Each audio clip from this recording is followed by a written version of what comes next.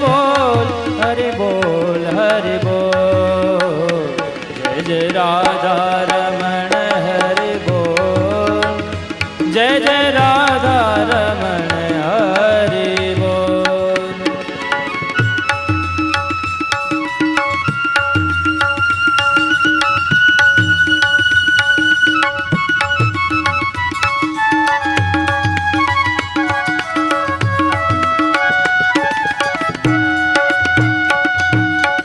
मन तेरा बोले राधे कृष्णा, तन तेरा बोले राधे कृष्णा, तन तेरा बोले राधे कृष्णा।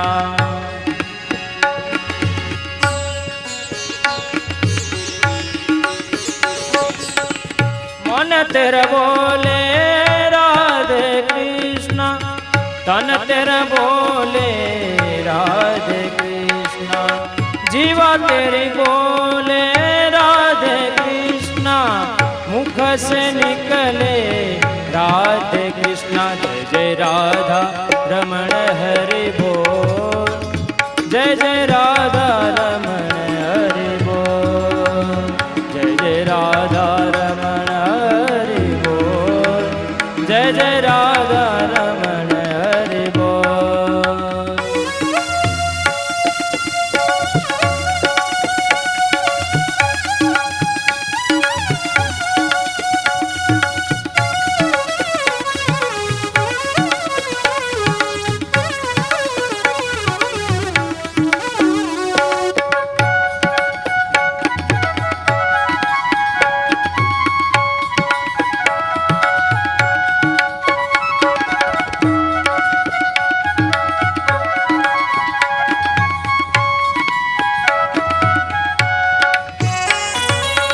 पल के तेरी बोले राधे कृष्णा, पल के तेरी बोले राधे कृष्णा।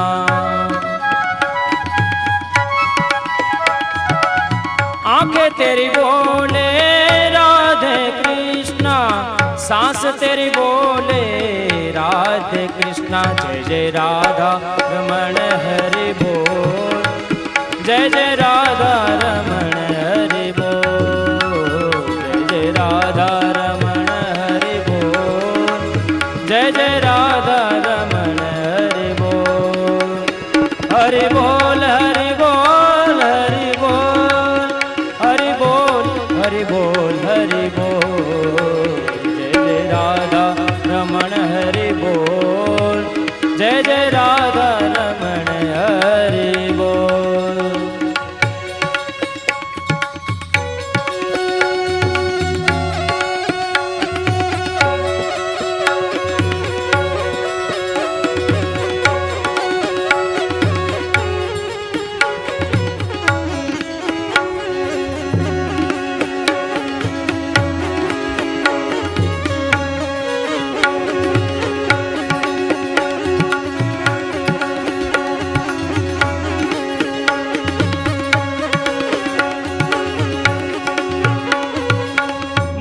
जन बोले राधे कृष्णा, मुनि जन बोले राधे कृष्णा।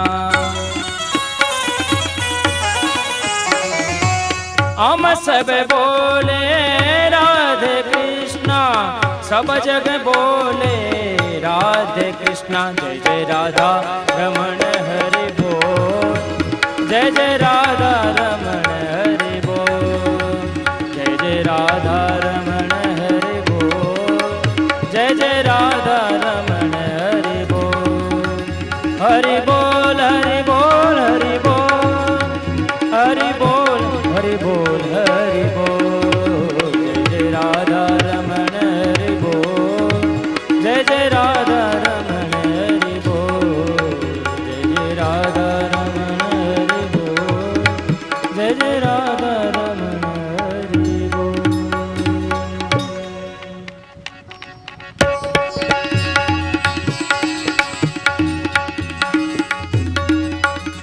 हरि बोल हरि बोल हरि बोल।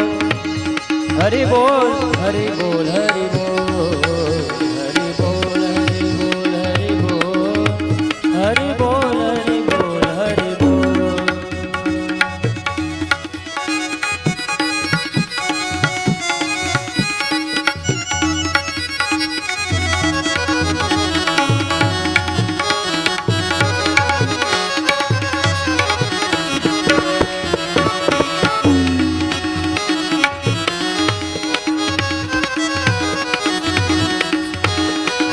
राधा रमण हरि बोल, जय जय राधा रमण हरि बोल।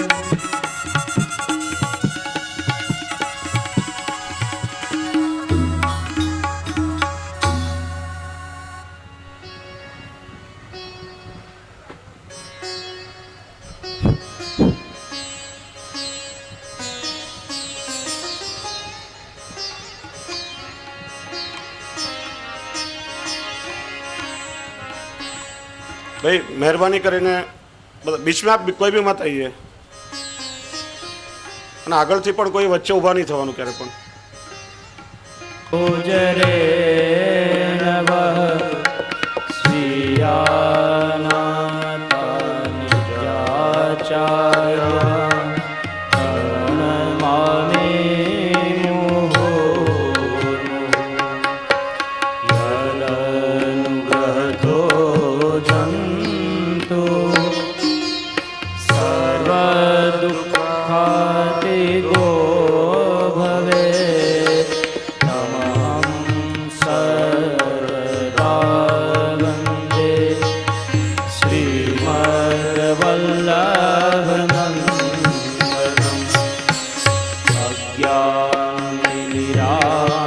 અજ્ઞાનતિમિરાન્ધસ્ય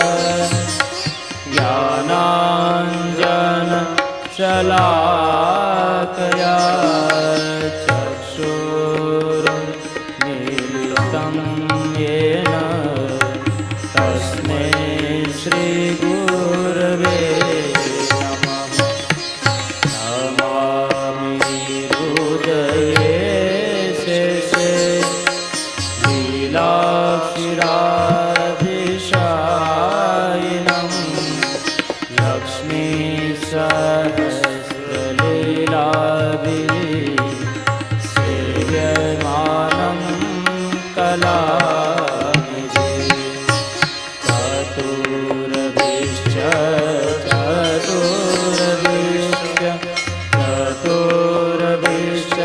ત્રિભિस्तथा ષડભિः વિરાજતે યોऽસૌ પંચધારુદયે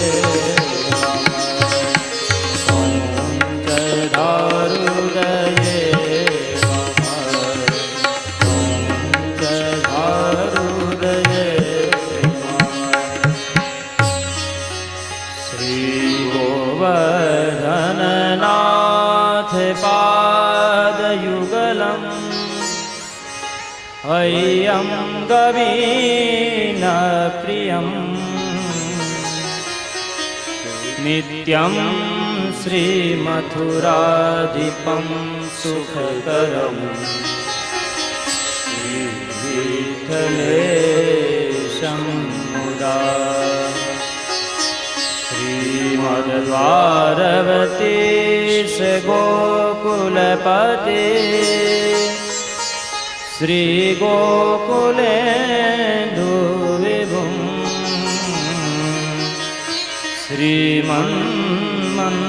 શ્રીમન્મથમોહન નટવરમ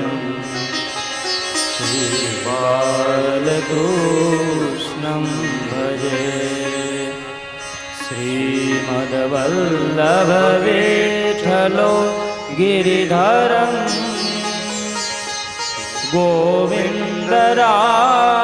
ગોવિંદરાયાવિદમ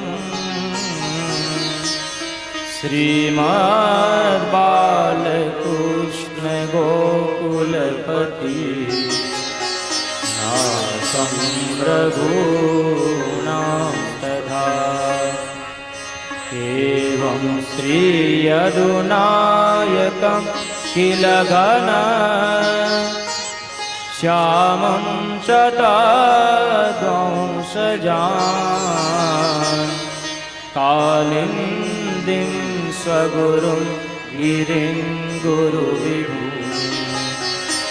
પ્રિયપ્રભુશ્ચ સ્મરે પુષ્ટિમાર્ગીય સર્વજ્ઞ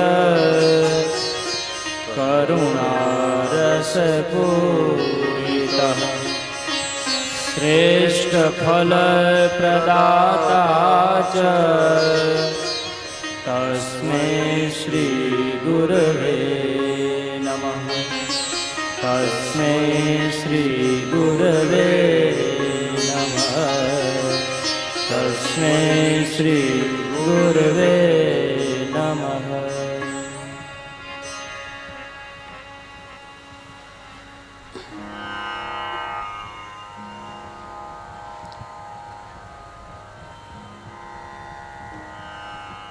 સમગ્ર મનોરથી પરિવાર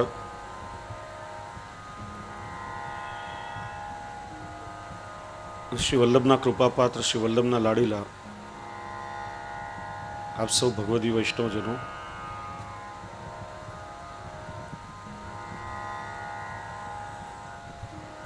ગત 4 દિવસોમાં શ્રી હરિરાય પ્રભુ ચરણે નિરૂપણ કરેલા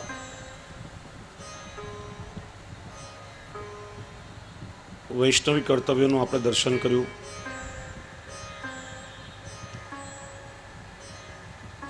આપણે ચર્ચા કરતા હતા કે ભગવત સેવા કરવા માટે જે ભાવના કરવી જોઈએ, સ્વરૂપ ભાવના, લીલા ભાવના અને ભાવ ભાવના, 3 પ્રકારે ભાવન કરવું. અને એ ભાવન માટે હૃદય વિશુદ્ધ થવું જોઈએ. હૃદય વિશુદ્ધ ક્યારે થાય?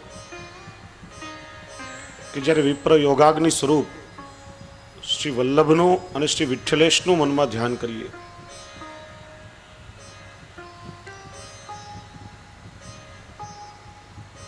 એમની કૃપાથી હૃદય વિશુદ્ધ બને ત્યારે ભાવન કરી શકીએ. અને એના માટે 4 સાધનોનું શુદ્ધિકરણ આવશ્યક છે. દેહનું શુદ્ધિકરણ, પરિવારજનોનું શુદ્ધિકરણ, એ પણ દૈવી હોય તો વિશેષ સાનુકૂળતા રહે. ભગવત સેવા કરવા માટે જે દ્રવ્ય જોઈએ, દ્રવ્યનું પણ શુદ્ધિકરણ, કારણ કે આસુરી દ્રવ્ય ક્યારે પણ ઠાકોરજી અંગીકાર કરતા જ નથી. જે દૈવી દ્રવ્ય હોય એનો જ ભગવત સુખાર્થે વિનિયોગ થઈ શકે છે. અને ચોથું સાધન છે આપણું મન. મન પણ વિશુદ્ધ હોવું જોઈએ. મગજ અને મન આ બંને વસ્તુઓ જુદી જુદી છે. મગજ એ કોષ રૂપ છે અને મન એ વિચાર રૂપ છે. આપણે એક્સરે કઢાવીએ, એક્સરેમાં મગજ આવે પણ મન ક્યારે પણ આવી શકે નહીં. કેવલ વિચાર રૂપ છે.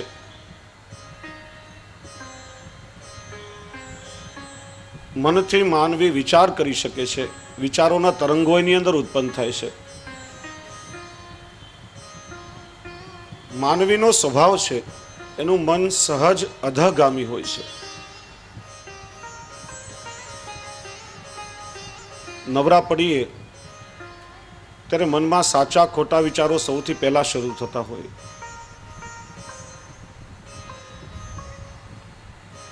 જેમ જલનો સ્વભાવ છે કે પાણીને જમીન ઉપર રેડીએ ત્યારે નીચાણવાળા ભાગ તરફ હંમેશા ગતિ કરે,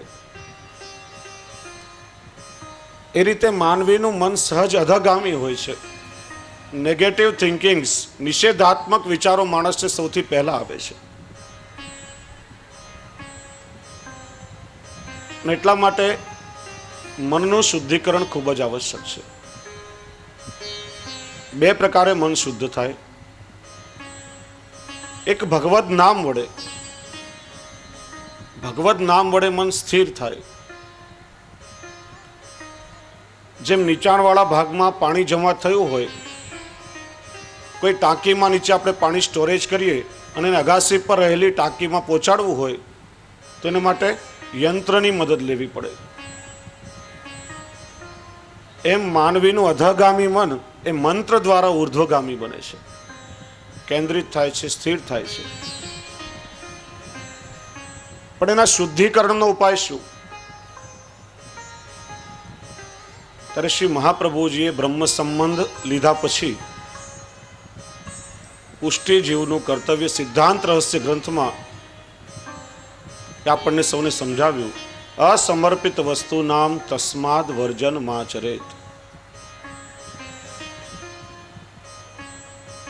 ઠાકોરજીને સમર્પિત થયેલી નહીં હોય એવી કોઈ પણ વસ્તુનો ઉપયોગ વૈષ્ણવોએ નહીં કરવો.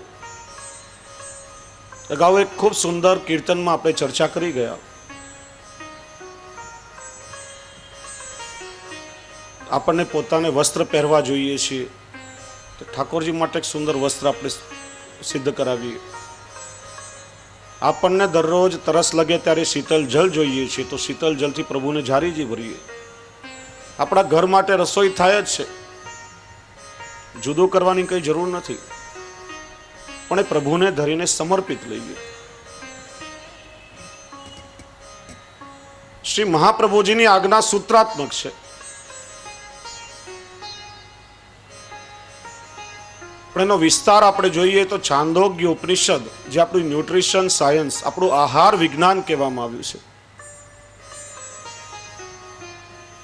જેની અંદર આપણી ભોજન પદ્ધતિને ખૂબ વિસ્તારથી સમજાવવામાં આવી છે. માનવીએ શું શું ખાવું જોઈએ, શું ગ્રાહ્ય છે, શું અગ્રાહ્ય છે, કઈ રીતે માનવીએ ભોજન કરવું, આખું આહાર વિજ્ઞાન એની અંદર બતાવવામાં આવ્યું છે. ને એ પ્રમાણે જો આપણે પદ્ધતિ રાખીએ તો ક્યારેય કોઈ દિવસ ડોક્ટરનું ઘર જોવું પડે નહીં. એમાં એક સૂત્રમાં ખૂબ સુંદર સમજાવવામાં આવ્યું છે કે અન્નમ અશિતમ ત્રેધા વિધીયતે તસ્ય યસ સ્થવિષ્ટો ધાતુ તત્ પુરુષમ ભવતી ય મધ્યમ સ્તન માંસમ ય અનિષ્ઠ સ્તન મન. આપણે સૌ જે ભોજન કરીએ છીએ, શ્રી મહાપ્રભુજીની જે આજ્ઞા કે અસમર્પિત વૈષ્ણવોએ શા માટે નહીં લેવું જોઈએ, અને લેવાથી આપણને કેટલું નુકસાન થાય છે એને થોડું વિસ્તારથી સમજીએ. જે અન્ન આપણે દરરોજ લઈએ છીએ, જે ભોજન કરીએ છીએ, આપણા શરીરમાં 3 પ્રકારે અસર કરે છે. અન્નના સ્થૂળ અંશમાંથી મળ બને છે, એનું વિસર્જન થઈ જાય છે. અન્નના મધ્ય ભાગમાંથી શરીરનું માંસ બને છે, આપણા શરીરની સાથે રહે છે, શરીરની રચના એ પ્રમાણે થાય છે. અને અન્નના સૂક્ષ્મ અંશમાંથી માનવીનું મન નિર્મિત થાય છે. જલ પીએ આપણે, જલમાંથી માનવીના પ્રાણ બને છે, અને અન્નમાંથી આપણું મન નિર્મિત થાય છે. એટલા માટે જ આપણે ત્યાં કહેવતો પડી છે, જેવો અન્ન તેવો ઓડકાર, જેવું અન્ન તેવું મન.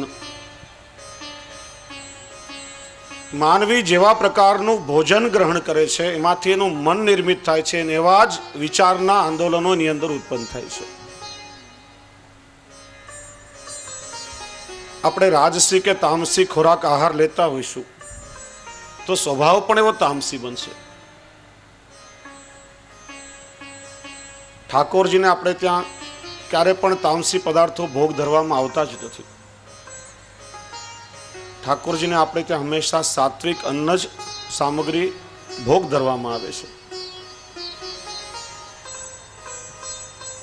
અને સાત્વિક ભોજન જો આપણે કરશું, પ્રભુને ધરીને સમર્પિત લઈશું, તો વિચાર શુદ્ધિ થશે, મન આપણું ખૂબ જ પવિત્ર બનશે, અલૌકિક ભાવો પ્રગટ થશે.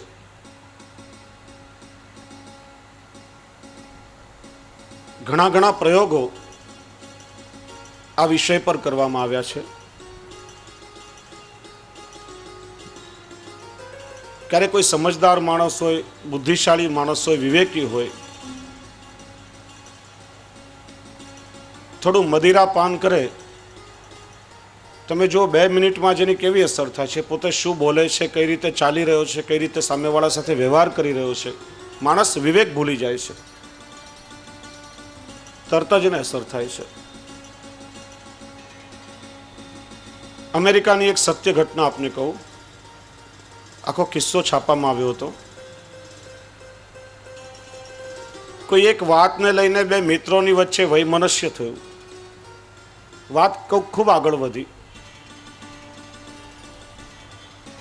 એક મિત્રએ નક્કી કર્યું કે મારા બીજા મિત્રને ખલાસ કરે છૂટકો લાવું.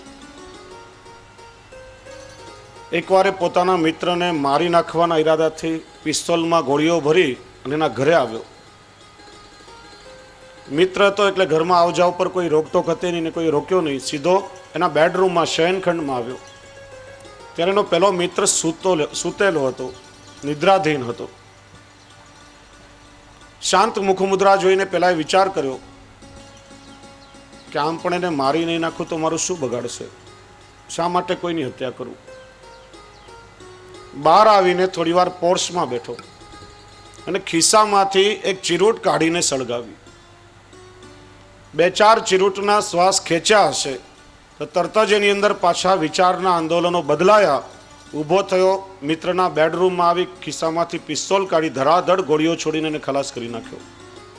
પછી પોલીસે એને પકડ્યો ત્યારે એને કબૂલ પણ કર્યું કે હું એને નહીં મારી નાખવાનું હતું, પણ જેવી મેં ચીરૂટ પીધી એટલે તરત જ મારી અંદર વિચારોમાં પરિવર્તન આવ્યું, મારું તામસ એકદમ વધ્યું અને એટલે એને મારવાનો વિચાર મક્કમ થયો. જે માણસો તામસી આહાર લેતા હશે એના સ્વભાવ પણ એવા જ તામસી હશે અને અનેક વખત આપણને અનુભવ થયો છે. એટલા માટે આપણે વિચાર કરવો જોઈએ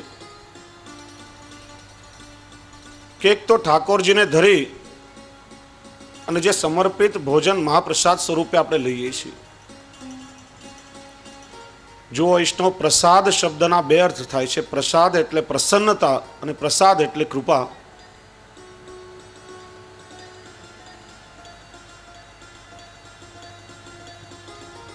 મહાપ્રસાદ જેમાં પ્રભુની અતિશય પ્રસન્નતા હોય અને પુષ્કળ કૃપા હોય એનું નામ છે મહાપ્રસાદ. આ વાત નીકળી ત્યારે 2 વસ્તુ એ પણ સમજાવું કે આપણે ત્યાં ઠાકોરજી જે પણ વસ્તુને ગ્રહણ કરે છે, જે વસ્તુ ભગવત સંબંધિત થાય છે, સ્વયં ભગવદ સ્વરૂપ બની જાય છે. આપણે કેવલ ઠાકોરજીને ધરતા નથી, પણ જે વસ્તુ આપણે પ્રભુને ધરાવીએ છીએ ઠાકોરજી એને અંગીકાર કરે છે. અંગીકાર એટલે ઠાકોરજી સ્વયં પોતાના શ્રીઅંગ સ્વરૂપે એને બનાવે છે. અને જે વસ્તુને ઠાકોરજી અંગીકાર કરે છે સ્વયં ભગવદ રૂપ બની જાય છે. એટલા માટે જ આપણે ત્યાં ઠાકોરજીની વસ્ત્ર સેવાદીનો પણ પ્રકાર છે. ઠાકોરજીના પ્રસાદી વસ્ત્રો પણ સ્વરૂપાત્મક માનવામાં આવે છે, એમની પણ સેવા થાય છે. ઠાકોરજીની પ્રસાદી માલાદી પણ ભગવત સ્વરૂપાત્મક છે. એને વિસર્જન કરતા પહેલા સહેજ નાકેથી સૂંઘીએ છે એટલા માટે કે માં રહેલું ભગવત સ્વરૂપ શ્વાસ દ્વારા આપણી અંદર અંતર્હિત થઈ જાય છે. પછી કોઈ પણ ભગવત પ્રસાદી વસ્તુનું વિસર્જન થાય. એ રીતે ઠાકોરજીએ અરોગેલો મહાપ્રસાદ. આ વિવેક પણ થોડો રાખીએ, કારણ કે ઘણા લોકોને ત્યાં જેને પુષ્ટિ માર્ગનું જ્ઞાન નથી, બોલતા હોય કે પ્રભુને પ્રસાદ ભોગ ધર્યો છે. ભગવાન અરોગ્યા પછી પ્રસાદ થાય છે. ઠાકોરજીને આપણે સામગ્રી ભોગ ધરીએ છીએ. ભગવાન પ્રસાદ કેવી રીતે રોગે? ઠાકોરજીના આરોગ્યા પછી વસ્તુ પ્રસાદી થાય છે અને ભગવત સ્વરૂપાત્મક થાય છે. એટલા માટે મહાપ્રસાદી અન્નનો પહેલો કોળિયો સહેજ નાકથી સૂંઘીને પછી પ્રસાદી મુખમાં મૂકવું જોઈએ. તુલસી પત્ર પણ એ જ રીતે લેવાય કે જેનાથી ભગવત પ્રસાદ દાંત નીચે કચરવાનો અપરાધ આપણને લાગે નહીં. કારણ કે પ્રસાદ સ્વયં ભગવત સ્વરૂપ છે અને જ્યારે આપણા દેહની અંદર આવે ત્યારે આપણો દેહ અલૌકિક બને છે. ગોવર્ધન લીલાના પ્રસંગમાં આવે છે કે વ્રજવાસીઓ 7 દિવસ અને 7 રાત ગિરિરાજ ગોવર્ધનના છત્ર નીચે ઠાડા રહ્યા. પ્રભુએ એમને રક્ષણ આપ્યું. 7 દિવસ પ્રભુએ ગોવર્ધન ધારણ કર્યો. તો આ 7 દિવસ વ્રજવાસીઓને ઊંઘ, ભૂખ, થાક, આ શરીરના દેહના ધર્મો બધા બાદ કેમ નહીં કરી શક્યા હોય? તો શ્રી મહાપ્રભુજી સુબોધનીજીમાં એનો ખુલાસો પણ આપે છે કે ગોવર્ધન સ્વરૂપે ઠાકોરજી સ્વયં જ્યારે અન્નકૂટ અરોગ્યા અને ત્યાર પછી વ્રજવાસીઓએ મહાપ્રસાદ લીધો હતો અને એટલા માટે એમના દેહ અલૌકિક બની ગયા. એમને તનુનવત્વની પ્રાપ્તિ થઈ. એટલા માટે દેહના ધર્મો એમને પણ બાદ કરી શક્યા નથી. એ ભાવથી આપણે મહાપ્રસાદ લઈએ તો થોડો આપણે વિવેક વિચારીએ કે ઠાકોરજીને ધરી અને સમર્પિત અન્ન આપણે લઈએ એમાં અને હોટલ, રેકડી, ગલ્લે, લારીમાં જ્યાં ત્યાં ગમે તેવો ગામનો હેઠવાડો આપણે લોકો ખાતા હોઈએ, આ બંનેમાં કેટલો મોટો તફાવત રહેલો છે.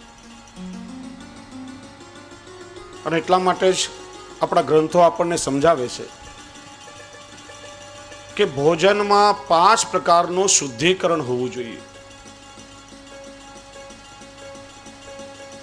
જે સામગ્રીઓ આદિ આપણે લાવીએ, 5 પ્રકારનું શુદ્ધિકરણ થાય ત્યારે કહેવાય કે અન્ન પવિત્ર છે.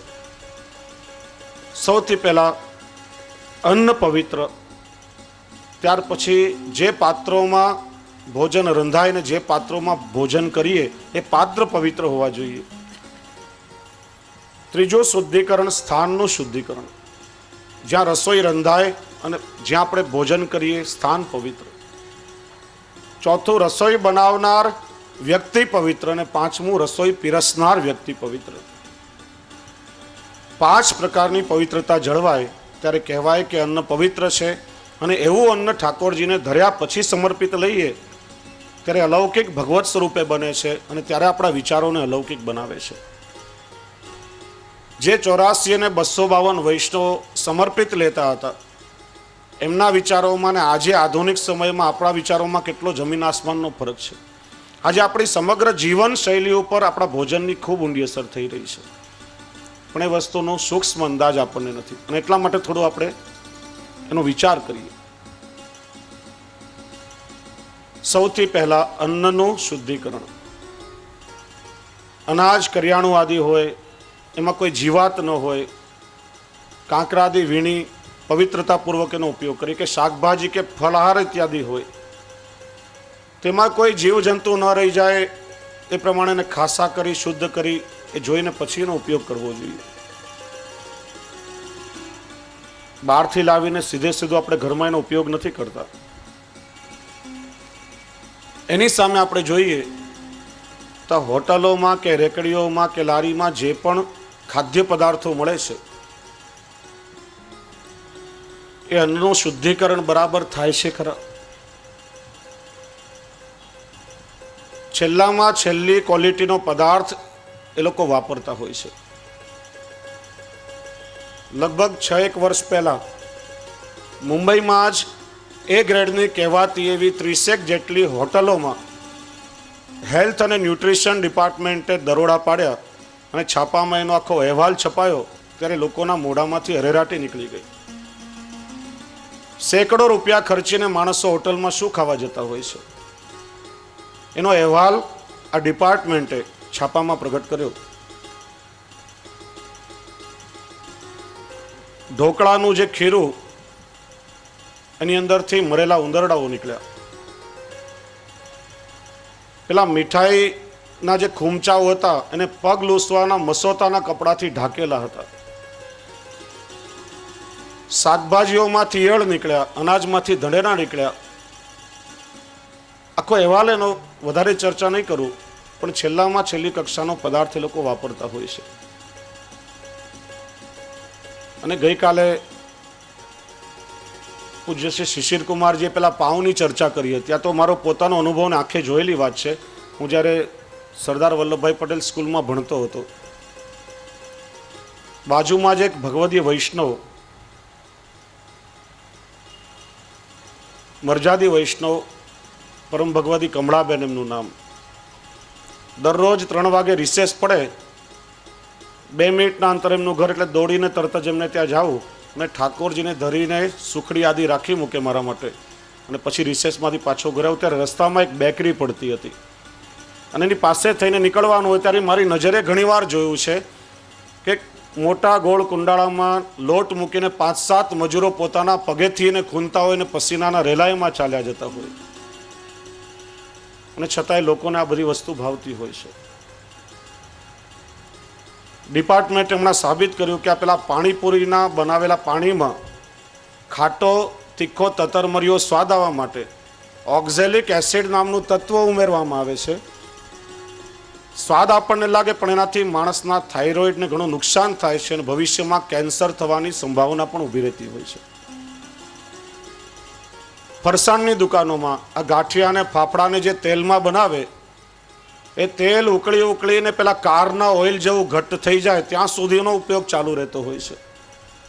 એમાં એક્રોઇન નામનું ઝેરી તત્વ રસાયણ બની જતું હોય છે, જે માણસના સ્વાસ્થ્ય માટે ઘણું ખતરનાક સાબિત થાય છે. તો કોઈ પણ પ્રકારે માણસના સ્વાસ્થ્ય સાથે એ લોકોને તો કંઈ લેવા દેવા નથી, કારણ કે એમને તો વ્યવસાય કરવો છે, કમાવા માટે એ લોકો કરે છે. પ્રજાનું જે થવું હોય તે ભલે થાય, અન્નની પવિત્રતા ત્યાં જળવાતી નથી. છેલ્લામાં છેલ્લી કક્ષાનો પદાર્થ એ લોકો ઉપયોગમાં લેતા હોય છે. અન્નનું શુદ્ધિકરણ આવશ્યક છે. બીજું શુદ્ધિકરણ, પાત્રોનું શુદ્ધિકરણ. આપણે ત્યાં ખાસા કરવાનો, માંજવાનો, તપાવવા આદિનો વિશેષ પ્રકાર ભગવત સેવામાં આવે છે. કારણ કે અમુક પ્રકારના વિષાણુઓ કે જીવાણુઓ એવા પણ હોય છે કે માત્ર સાફ કરવાથી કે જલથી ખાસા કરવાથી કે ડિટર્જન્ટથી પણ મરતા નથી. ત્યારે આપણે ત્યાં તપાવવાનો પણ વિશેષ પ્રકાર છે, જે કેવલ અગ્નિથી જ દૂર થઈ શકે. આ વાસણોમાં કલાઈ કરવું આદિ બધું જ વિજ્ઞાન સાથે સંબંધિત છે. દરરોજ રસોઈ કરવાના જે પાત્રો હોય અને ભોજન કરતા પહેલા પાત્રોને સ્વચ્છ કરી અને પછી એનો ઉપયોગ કરવો જોઈએ. કારણ કે રાત્રે મૂકેલા એમને પાત્રો કબાટમાં હોય, રાતમાં ઉંદરડાઓ, વાંદા બધુંના પર આંટા મારતા હોય અને બીજે દિવસે સવારે એમને ઉપયોગમાં લઈ લો તો શું દશા થાય? તો એની સામે તમે જુઓ, મોટા ભાગે આ રેકડીઓમાં જે ડીશમાં લોકો જમતા હોય એ ડીશનું શુદ્ધિકરણ કેવી રીતે થાય છે? આવું એક મોટું બ્રહ્મકુંડ જેવું પાત્ર હોય, એક માણસે ખાધેલી ડીશ એની અંદર જબોળી એક કપડું એમ મારીને પછી એ ડીશમાં બીજાને ખવડાવવામાં આવે. એની અંદર એઠવાડો જૂઠવાડો તો રહેતો જ હોય છે. એમાં શુદ્ધિકરણ કઈ રીતે થઈ શકવાનું? અમારે ત્યાં સૌરાષ્ટ્રમાં જ્યારે દુષ્કાળ પડેલો, 5 રૂપિયે બાલટી પાણી મળે. હવે એમાંથી પેલા રેકડીવાળા પોતાનો વ્યવસાય ચલાવવો હોય તો એને પાણીનો બગાડ પોસાય કેવી રીતે? અને ઘણીવાર તો લોકો પાસે એવું સાંભળ્યું પણ છે કે ઘણીવાર કોઈ ખાદ્ય પદાર્થ એઠો વધારે બચી જતો હોય તો કોઈનું ધ્યાન ન પડે એમ પાછું એને મૂળ પાત્રમાં પણ એ લોકો નાખી દેતા હોય છે. આપણને વસ્તુનું ધ્યાન હોતું નથી. પાત્રો શુદ્ધ હોવા ખૂબ આવશ્યક છે. ત્રીજું શુદ્ધિકરણ, સ્થાનનું શુદ્ધિકરણ. આપણા ગ્રામ્ય જીવનમાં તમે જુઓ કે રસોઈ બનાવવાનું જે સ્થાન હોય, ભોજન કક્ષ હોય, એને ગાયના છાણથી એનું લીપણ કરવામાં આવે છે. કોઈ પણ જગ્યાએ જ્યારે અશુદ્ધિ થયો હોય ત્યારે ગાયના ગોબરથી આપણે ત્યાં લીપવાનો ક્રમ છે. માણસના અંતિમ સમયમાં પણ ગાયના ગોબરથી લીપણ થાય છે. એનું કારણ ગાયનું છાણ એ સૌથી મોટામાં મોટું જંતુનાશક માનવામાં આવે છે અને બિલકુલ વિશુદ્ધ જંતુનાશક છે કે જેનાથી માનવીના શરીરને કોઈ બીજી ઊંધી અવળી અસર થતી નથી. આ જીવજંતુઓને ભગાડવા પણ આપણે ત્યાં ગાયના છાણના ગોબરનો ધુમાડો ઉપયોગમાં થતો હતો. આજે જાત જાતના પેલા જંતુનાશક આપણે લોકો દવાઓ ઉપયોગમાં લઈએ છીએ. ખાદ્ય પદાર્થમાં મળવાથી લાંબા ગાળે માણસના સ્વાસ્થ્યને ખૂબ જ નુકસાન પહોંચતું હોય છે. 3 ક્રિયાઓ એવી છે કે જેમાં સ્થાન અને વાતાવરણની ખૂબ ઊંડી અસર પડે છે. સૌથી પહેલી ગર્ભાધાનની પણ. એના માટે એટલું જ સમજાવવું, મહાભારતમાં સત્યવતી દ્વારા મહર્ષિ વેદવ્યાસ પાસે અંબિકા, અંબાલિકા અને દાસીને નિયોગ પદ્ધતિ દ્વારા પુત્ર પ્રાપ્તિ માટે મોકલવામાં આવ્યા. ત્યારે સ્થાન અને વાતાવરણની એટલી ઊંડી અસર થઈ. પેલી અંબિકા હતી, ડરીને એણે પોતાની આંખો બંધ કરી લીધી તો ધૃતરાષ્ટ્ર આંધળા ઉત્પન્ન થયા. અંબાલિકા ડરને મારે એકદમ પીળી પડી ગઈ તો પાંડુ રોગિષ્ઠ ઉત્પન્ન થયા અને દાસી ભક્ત હૃદયની હતી તો વિદુરજી ભક્ત થયા. આ ત્રણ ક્રિયાઓ એવી છે કે જેના પર વાતાવરણને સ્થાનનો ખૂબ ઊંડો પ્રભાવ પડે છે. અને આ બનેલી એક સત્ય ઘટના પણ કહું કે અમદાવાદમાં અમારો એક પરિચિત પરિવાર છે. એમને ત્યાં 3 સંતાનો થયા. ત્રણેય સંતાન કાળા હબસી જેવા થયા. ગુજરાતી પરિવાર. આ કેવી રીતે સંભવી શકે? પછી ડૉક્ટરોને સાયકોલોજિસ્ટની પાસે એમનું નિદાન કરવામાં આવ્યું અને જ્યારે એમના શયનખંડની તપાસ કરાવવામાં આવી ત્યારે જોયું પલંગની સામે બાજુ ભીત ઉપર એક કાળા હંસીનું ચિત્ર લટકાવેલું હતું. એના પર સતત પેલા બેનની દ્રષ્ટિ પડે. ત્રણેય સંતાનો એના જેવા થયા. અને એટલા માટે જ પ્રાચીન સમયમાં આપણા શયનખંડમાં મહાનુભાવો મહાપુરુષો જે આપણા ઉચ્ચ આદર્શો હતા, ક્ષત્રિયો શૂરવીર ક્ષત્રિયોના ચિત્ર રાખે, બ્રાહ્મણો આચાર્યોના ચિત્ર રાખે. આજકાલ આપણા બાળકોના શયનખંડમાં સિનેમાના નટ અને નટીઓના ચિત્ર મૂકવામાં આવે છે. પછી સંતાનો કેવી ઉત્પન્ન થાય? આપણા લોકોના આદર્શ પણ આજે બદલાયા છે. એ લોકો જે કે આપણા માટે બ્રહ્મ વાક્ય. કોઈ એડવર્ટાઇઝમેન્ટ માટે એ લોકો આવીને કે એ જ વસ્તુને આપણે ખરીદીએ. પોતાની બુદ્ધિ આપણે લગાડતા નથી. માનવીનો સમગ્ર આદર્શ આજે જીવનનો બદલાયો છે. બીજી પણ ધ્યાનની પણ. માણસ જ્યારે ધ્યાન કરવા માટે બેસે એ વખતે વાતાવરણ પવિત્ર હોય, સ્થાન પવિત્ર હોય, પવિત્ર વ્યક્તિનું સાનિધ્ય હોય, પોતે પણ પવિત્ર અવસ્થામાં હોય. અને એ વખતે જો ઊંડું ધ્યાન લાગે તો ત્યારે ને ત્યારે સાક્ષાત્કાર થઈ શકે. પણ કોઈ પણ પ્રકારની અપવિત્રતા સર્જાય તો વર્ષો સુધી બેસીને ભલે ને ધ્યાન કરો, પ્રભુનો સાક્ષાત્કાર ક્યારે પણ નહીં થાય. અને ત્રીજી ભોજનની પણ. ભોજનનો જે સમય છે એ વખતે આપણા દેહ અને ઇન્દ્રિયો ભૂખ્યા થયા હોય છે. વાતાવરણમાંથી સત્વ અને તત્વ ઝીલવા માટે અધીરા થયા હોય છે. અને એ વખતે સ્થાન અને વાતાવરણનો ખૂબ ઊંડો પ્રભાવ આ ક્રિયાઓમાં પડતો હોય છે. એટલા માટે સ્થાનનું શુદ્ધિકરણ ખૂબ આવશ્યક છે. વિજ્ઞાન પણ કહે છે કે કોઈ એક વ્યક્તિ કોઈ એક સ્થાનમાં જઈને બેસે,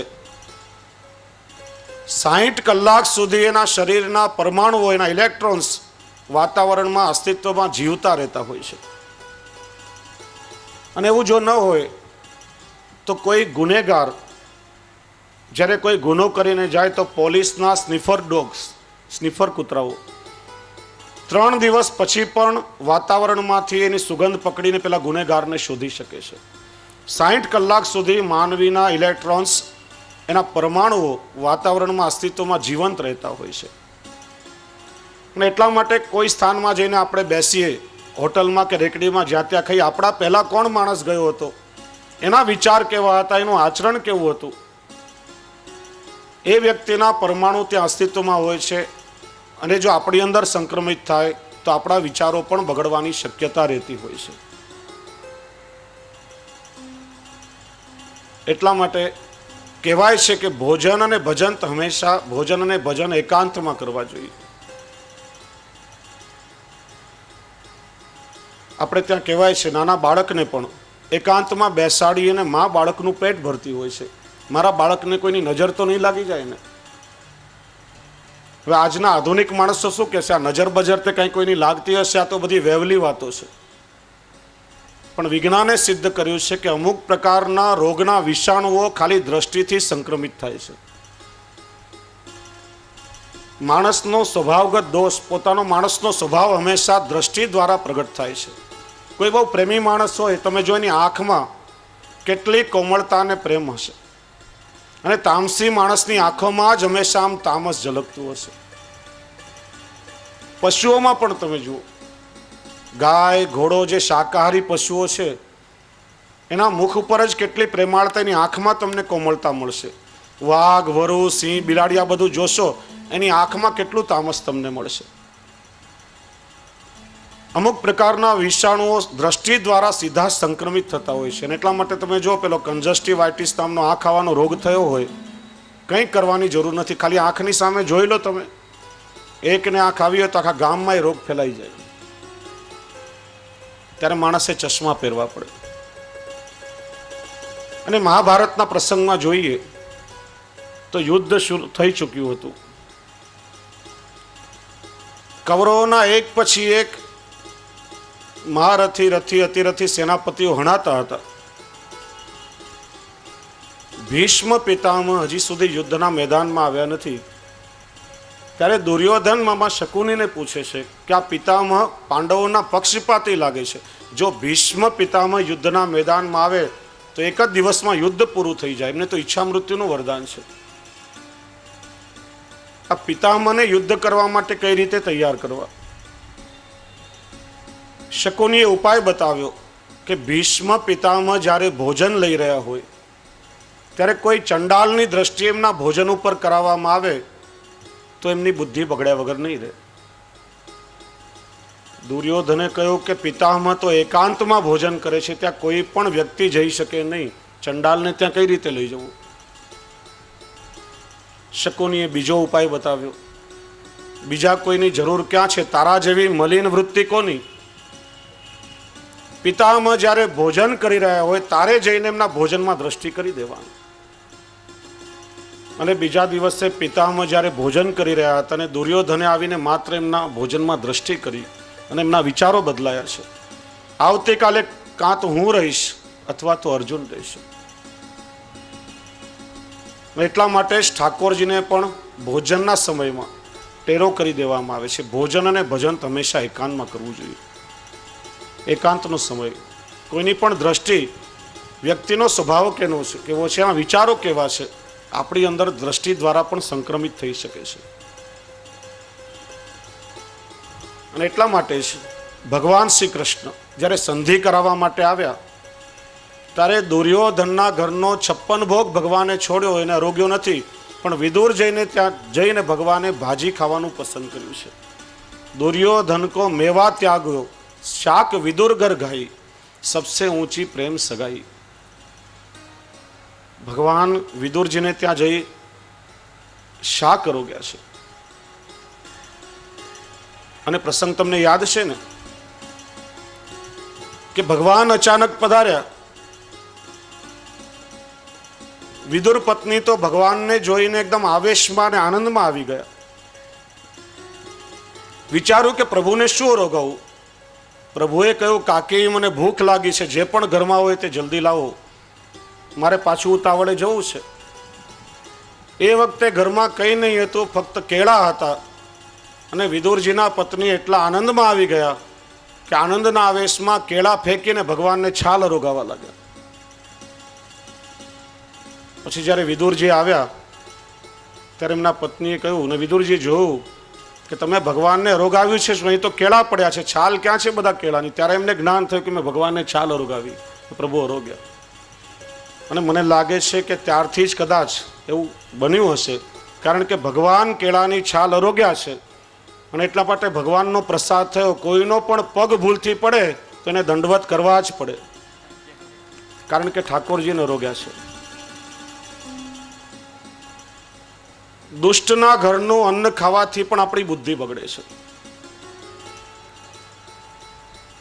ગોવર્ધન લીલામાં સુખદેવજી મહારાજને આશ્ચર્ય થયું છે કે ઇન્દ્ર સત્યગુણનું સ્વરૂપ છે અને ભગવાન તો ઇન્દ્રના પણ ઇન્દ્ર છે. તો ઇન્દ્ર શું ભગવાનના સ્વરૂપને ઓળખી નહીં શક્યો હોય? ભગવાનની સામે થયો છે, ભગવાન માટે અપશબ્દ બોલે છે.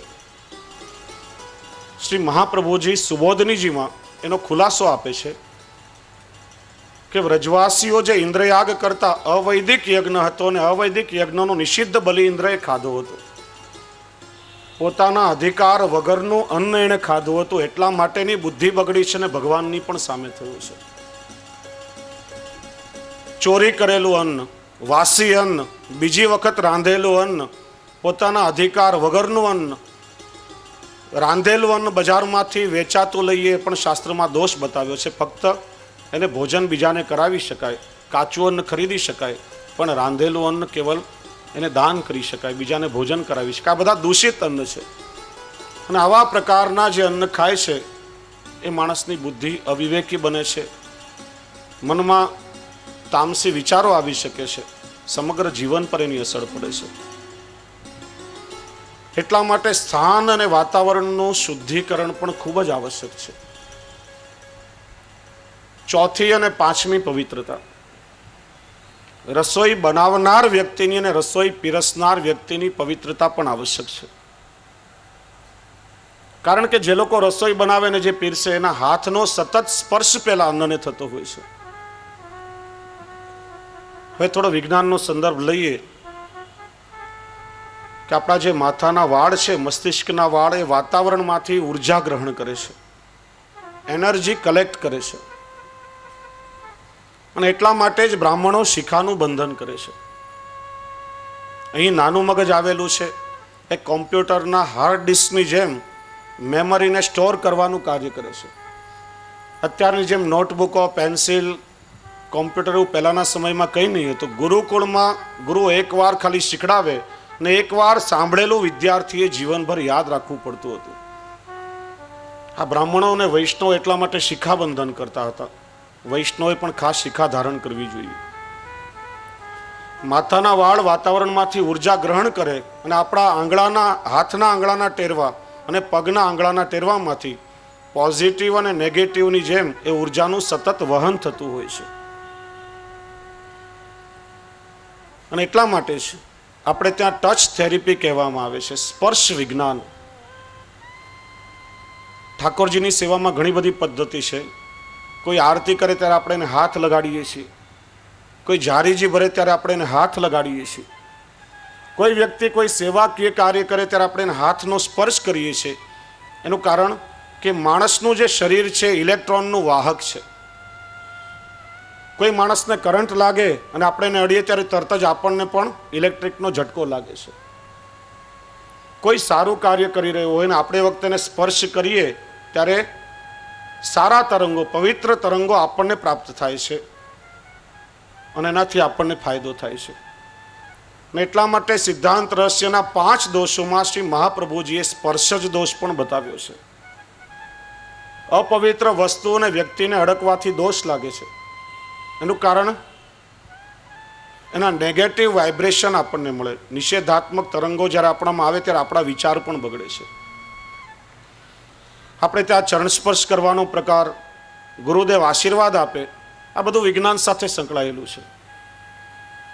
આપણે જ્યારે મહાપુરુષોના, સાત્વિક પુરુષોના ચરણ સ્પર્શ કરીએ, સાચો શબ્દ છે ચરણ સ્પર્શ. ચણપસ શબ્દ ખોટો અપભ્રંશ થયેલો છે. પગના અંગૂઠાને સ્પર્શ થાય એ રીતે. અને સાચો પ્રકાર તો એ છે કે આજ્ઞા ચક્ર પગના અંગૂઠાને અડવું જોઈએ. ત્યારે એમાંથી પ્રવાહિત થતા તરંગો સીધા આજ્ઞા ચક્રમાં આપણને પ્રાપ્ત થાય અને આપણા વિચારોને પવિત્ર કરે છે. અને આપણા આચાર્ય ચરણો જ્યારે મસ્તિષ્ક પર હાથ રાખીને આશીર્વાદ આપે ત્યારે એમના હાથમાંથી વહન થતો પવિત્ર ઉર્જાનો ફ્લો એ આપણા વિચારોને પવિત્ર કરે છે, બુદ્ધિને સુધારે છે. આ બધું જ વિજ્ઞાન સાથે સંકળાયેલું છે. એટલા માટે જે વ્યક્તિ રસોઈ કરે અને જે વ્યક્તિ રસોઈ પીરસેના હાથનો સતત સ્પર્શ પેલા અન્નને થાય છે, એટલે હંમેશા પવિત્ર અવસ્થામાં હોવા જોઈએ.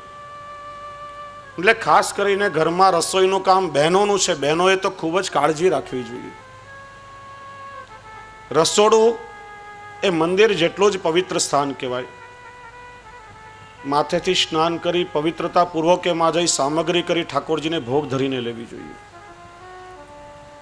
આજે આપણે ગમે તેવી અપવિત્ર અવસ્થામાં પણ રસોડામાં દરેક જગ્યાએ સ્પર્શ કરીએ છીએ. સવારે ઉઠીને વાસી આપણે રસોડા માંડીએ તો ઊંઘ એ મિની ડેથ કહેવામાં આવે છે. માણસ જ્યારે ઊંઘે ત્યારે એનું સૂક્ષ્મ શરીર ઘણી વખત સ્થૂળ શરીરમાંથી બહાર જતું હોય છે.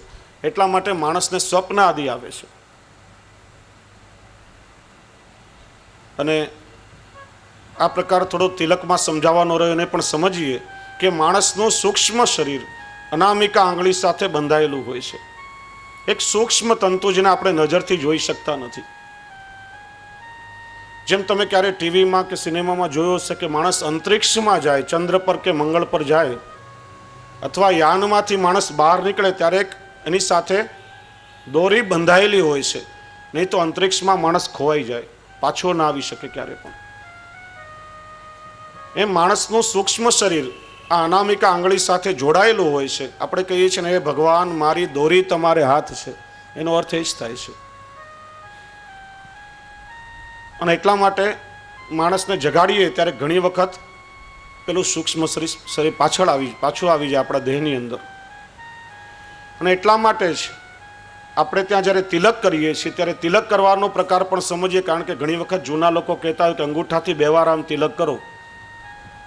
નવી પ્રજા પૂછે કે અંગૂઠાથી 2 વાર તિલક શા માટે? આપણી પાસેનો જવાબ હોતો નથી. અને પણ આપણે ત્યાં ચાલે છે કે કોરા કંકુથી તિલક કરો. કોરાનો અર્થ સૂકું એવો નથી. આપણ વૈષ્ણવે થોડું સમજવું જોઈએ. સૂકું કંકુ આપણે ત્યાં નિષેધ છે. મરણોત્તર ક્રિયામાં સૂકા કંકુનો ઉપયોગ થાય છે. કોઈ પણ માંગલિક પ્રસંગોમાં જલ પધરાવીને કંકુ ઘોળીને પછીનો ઉપયોગ થાય છે. ઠાકોરજીને પણ આપણે ત્યાં ઘોળેલા કંકુથી તિલક થાય છે. સૂકું કંકુ નિષેધ છે.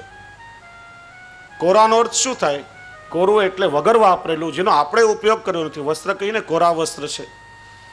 આપણા ઉપયોગમાં લીધેલું, આપણી ઉચ્છિષ્ટ વસ્તુ ગુરુને કે ઠાકોરજીને ક્યારે પણ ધરાવી શકાય નહીં. એટલા માટે કોરો શબ્દ પ્રયોગ થયો છે. ત્યાં કોરાનો અર્થ સૂકું એવો નથી. ને તિલક કરવાનો પ્રકાર પણ એ છે કે અનામિકા આંગળીથી ચાંદલો કરી અને પછી અંગૂઠાથી અને ઉર્ધ્વ પુંડ્ર કરવા માટે 2 વખત તિલક થાય છે. 2 વાર અંગૂઠાથી નહીં. તો પાછળથી પ્રકાર ચાલ્યો કે 2 આંગળા આપણા બગડે કંકુથી, એટલા માટે અંગૂઠાથી આમ 2 વાર આપણે ઘસી નાખવાનું. અનામિકા આંગળીથી ચાંદલો કરી અને પ્રેક્ટિકલી સમજાવું. દરેક આંગળીના નામ છે. તર્જની, મધ્યમાં, આનું કનિષ્ઠિકાનું અંગુષ્ઠ, આંગળીનું નામ જ નથી. એટલા માટે શું કહેવાય? અનામિકા, નામ વગરની.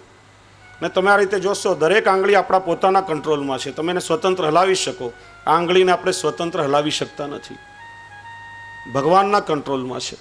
અને દરેક ભગવત કાર્ય માટે અનામિકા આંગળીનો ઉપયોગ થાય છે. એટલા માટે એનાથી ચાંદલો કરી અંગૂઠાથી ઉર્ધ્વ પુંડ્ર કરવા માટે એ રીતે તિલકની પદ્ધતિ હતી. પણ ઘણી બધી જૂની વાતો આપણે ત્યાં હોતાએ ચલતાની જેમ ચાલ્યા કરીને આપણે લોકો સમજ વગર કરવા લાગે. આપણને એની સમજણ નથી. તો માણસનું સૂક્ષ્મ શરીર એની સાથે જોડાયેલું હોય છે. ઊંઘ એટલે મિની ડેથ કહેવામાં આવે છે, જેને એક પ્રકારનું સૂક્ષ્મ સૂતક ગણવામાં આવે છે. એટલા માટે ઊંઘમાંથી જાગી સ્નાન કર્યા સિવાય કોઈ પણ પવિત્ર કાર્ય કરવું આપણે ત્યાં નિષેધ માનવામાં આવે છે. અને બહેનોએ કોઈ પણ અપવિત્ર અવસ્થામાં, ખાસ કરીને માસિકની, રજસ્વલાની અવસ્થા, આજે આપણે બધી વસ્તુ માનવા તૈયાર થતા નથી. આજના બહેનો કહેશે ભગવાને આ 3-4 દિવસ આરામ કરવા માટે આપ્યા છે, બધું પાળવાની અમારે શું જરૂર? આ તો કુદરતી બધી ક્રિયાઓ હોય છે. પણ હમણાં અમેરિકામાં એના ઉપર પણ સંશોધન કરવામાં આવ્યું. એક મેડિકલ દવા બનાવતી કંપનીમાં, ફાર્માસ્યુટિકલ કંપનીમાં એના પર સંશોધન થયું. એક ખંડની અંદર 4-5 બહેનો પવિત્ર અવસ્થામાં હતા, બીજા ખંડમાં માસિકની અવસ્થામાં હતા. આ બંને પાસે દવાની શીશીઓમાં ગોળીઓ ભરાવી, શીશીઓને સીલ કરીને 20 દિવસ પછી આ બંને શીશીઓને ખોલી ત્યારે માસિકવાળા અવસ્થામાં જે બહેનો હતા એમના હાથે જે દવાની ગોળીઓ ભરાઈ એમાં રીસરની ફૂગ લાગી ગઈ હતી. ત્યારે પ્રયોગ કરો, કોઈ રજસ્વલા સ્ત્રી હોય, તુલસીના છોડ પર એનો પડછાયો માત્ર પડે, 2 મિનિટમાં તુલસીનો છોડ કરમાઈ જાય છે. કોઈ માણસને ઘાવ લાગ્યો હોય, કંઈ લાગ્યું હોય, એને જો રજસ્વલા સ્ત્રીનો સ્પર્શ થઈ જાય, ગમે તેટલો ઉપચાર કરો એ ઘાવ રૂજાતો નથી પણ પાકી જાય છે.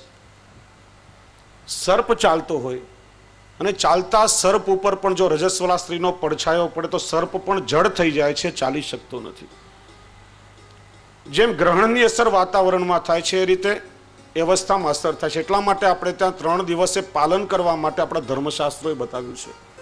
ઘરમાં કોઈ પણ સ્થાનમાં અડવું જોઈએ નહીં. અને અનુભવ હશે એ વખતમાં આપણા વિચારો બહુ મલિન થઈ જાય છે, અણગમો થાય છે, માણસને ગમતું નથી. અને એ વખતે તમારા હાથનો સ્પર્શ કરેલો કોઈ વ્યક્તિ ખાશે, એની દશા કેવી થશે? આજે બધું આપણે લોકો માનવા તૈયાર નથી. એટલા માટે આપણી જીવન પદ્ધતિ આખી ખલાસ થઈ ગઈ છે. આપણા વિચારો બગડ્યા છે, જીવન બગડ્યું છે. હમણાં ગુજરાતમાં એક અખતરો કરવામાં આવ્યો. ભાવનગરની એક જેલમાં જેલનો સ્ટાફ વ્યસ્ત હોવાના કારણે રસોઈ બનાવવાનું કામ કેદીઓને સોંપવામાં આવ્યું. જેલના કેદીઓ રસોઈ બનાવે અને બધા એને જમે. 20-25 દિવસમાં એનો અનુભવ થવા લાગ્યો. કોઈને ખરાબ સ્વપ્ન આવે, કોઈને આમ સ્વભાવમાં ઉગ્રતા આવવા લાગી, તામસ આવવા લાગ્યું, ખરાબ વિચારો આવવા લાગ્યા.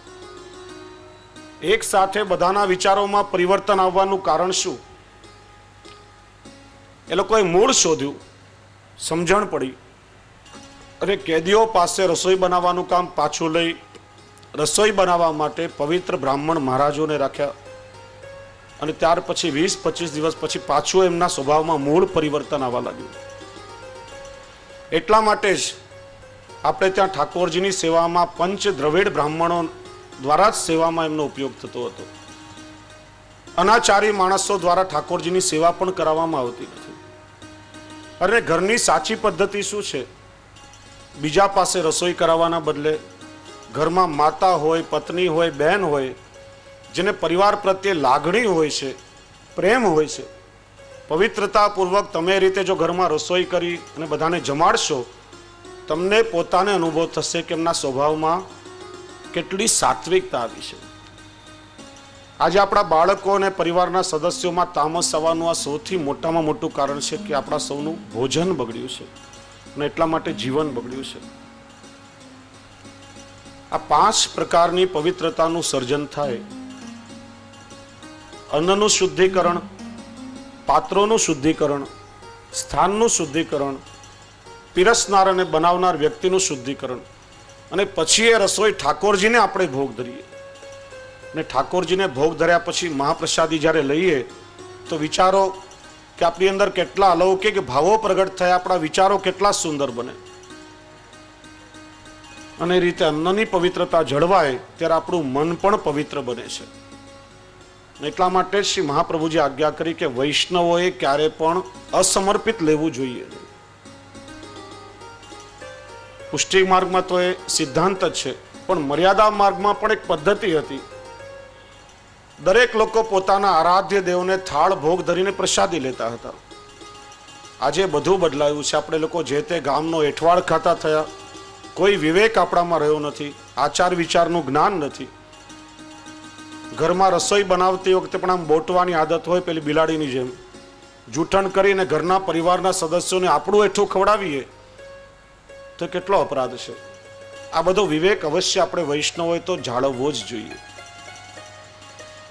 તો આપણે ચર્ચા કરતા હતા કે ભાવ ભાવન કરવા માટે 4 સાધનોનું શુદ્ધિકરણ આવશ્યક છે. અને આ 4 સાધનોનું શુદ્ધિકરણ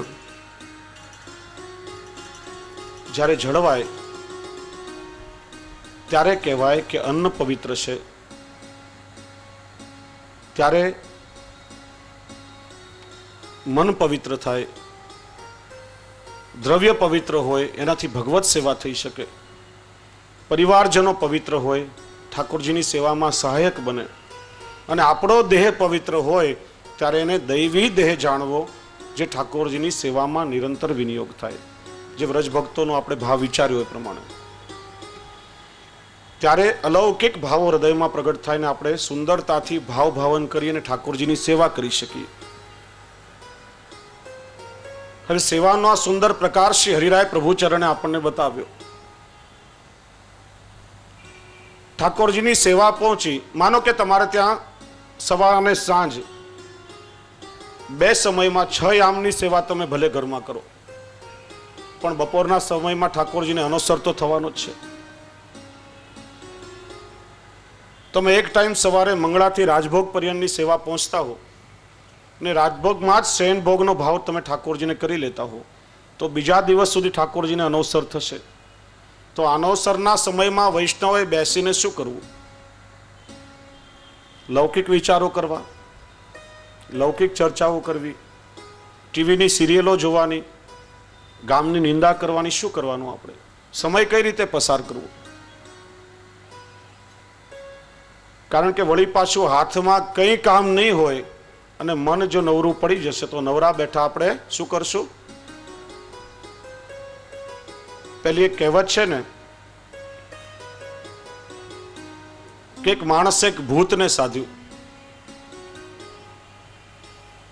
ભૂતને વશમાં કર્યું, એ ભૂત એના બધા કામો કરી આપે, પણ ભૂતે સામે શરત કરી કે હું ક્ષણ માત્ર પણ નવરો નહીં પડું ને જે ક્ષણે હું નવરો પડીશ તો હું તને જ ખાઈ જઈશ. પેલો માણસ કે મારું ઘર આખું સાફ કરી નાખ, 2 મિનિટમાં આમ ચપટી વગાડતા ઘર સાફ થઈ જાય. પેલો કે મારું ખેતર ખેડી નાખ, 10 મિનિટમાં ખેતર ખેડાઈ જાય. કોઈ પણ કામ છે દે ફટાફટ પેલો ભૂત કરે. આ માણસ કામ કેટલું સોંપે, હવે મૂંઝાયો, આને કઈ કામ નહીં બતાવવું તો મારું આવી બનશે.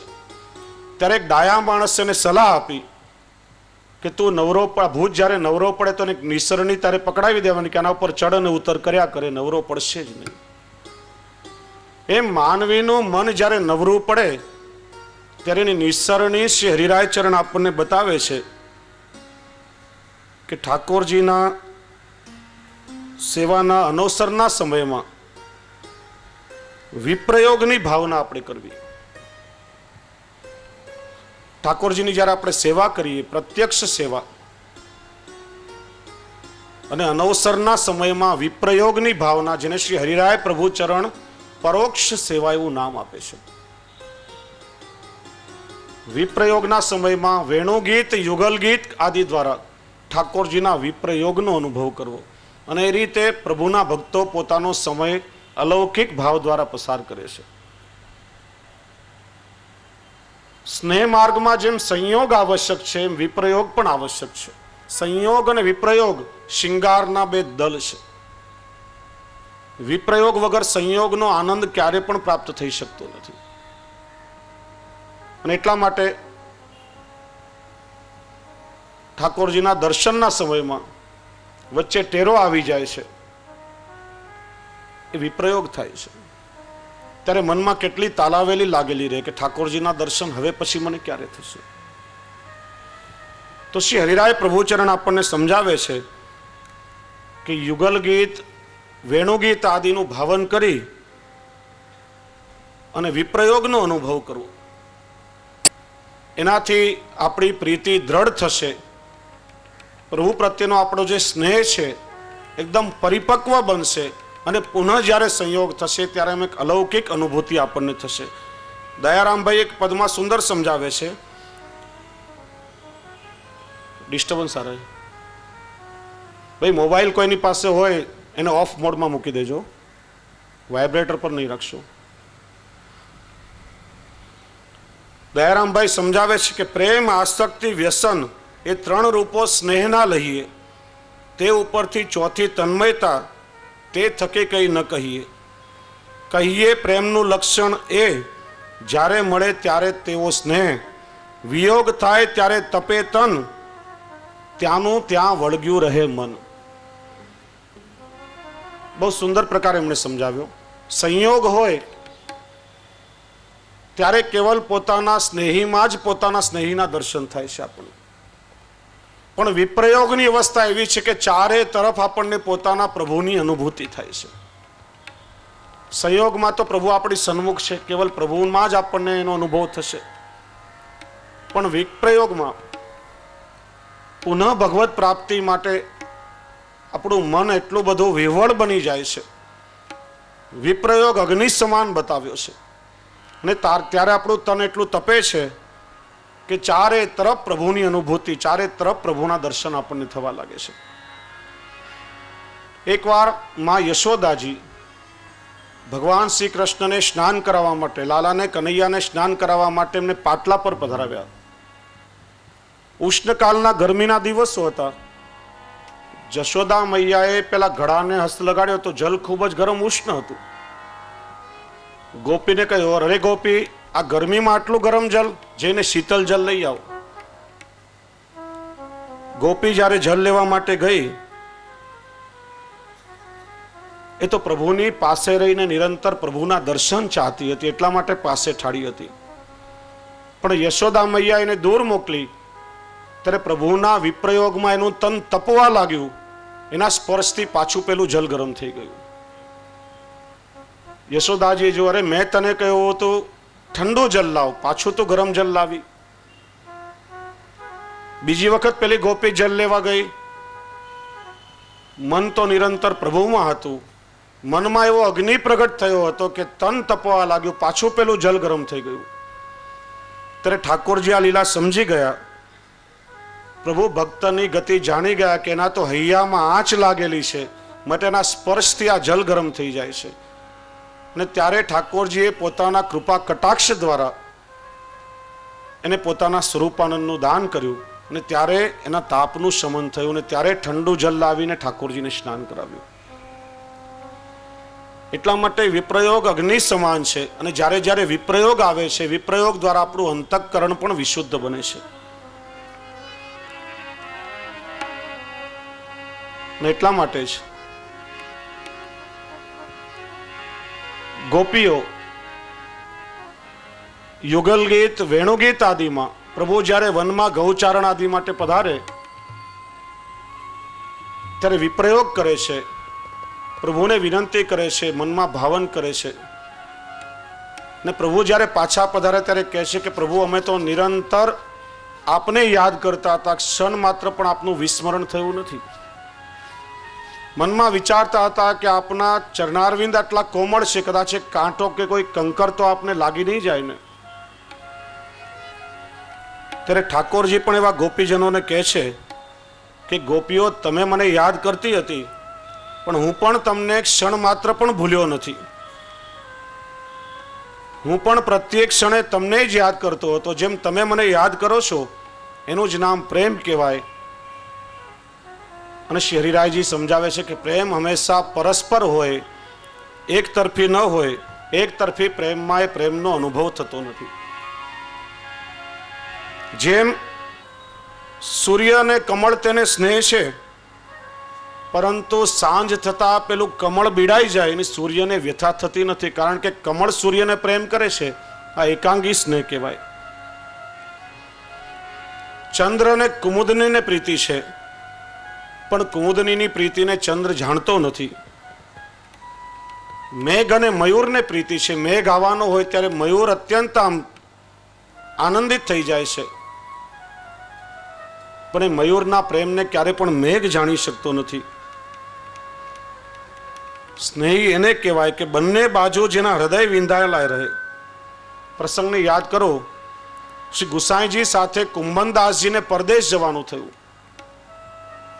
શ્રી ગુસાઈજીએ કુંભનદાસજીને આજ્ઞા કરી કે આ તમારે અમારી સાથે પરદેશ જવાનું છે. હજી પહેલા મુકામે પહોંચ્યા ત્યાં જ કુંભનદાસજી બેહોશ થઈ ગયા. અહીંયા શ્રીજી બાવા પણ એમના વગર વિહવળ થઈ ગયા. ત્યારે શ્રી ગુસાઈજીએ કહ્યું પહેલા મુકામે જો આવી દશા થઈ છે તો આગળ જઈને શું થશે? આનું નામ છે પરસ્પરની પ્રીત, કે એક એક પળ પણ યુગ સમાન લાગે. અને એટલા માટે જે ચત્રભૂત દાસજીએ ગોવર્ધન વાસી સાંવરે લાલા, એમાં એ ભાવ ખૂબ વિસ્તારથી પ્રગટ કર્યો છે. ગોવર્ધન વાસી સાંવરે લાલા તુમ બિન રહ્યો ન જાય રે.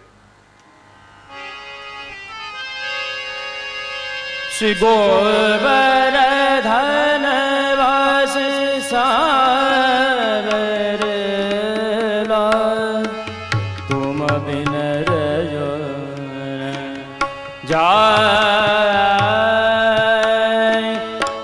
વો બ્રજરાજ લડત લાડલે શ્રી ગોવર્ધન વાસી સાંવરે લાલ બંકચિત મુસ્કાય કે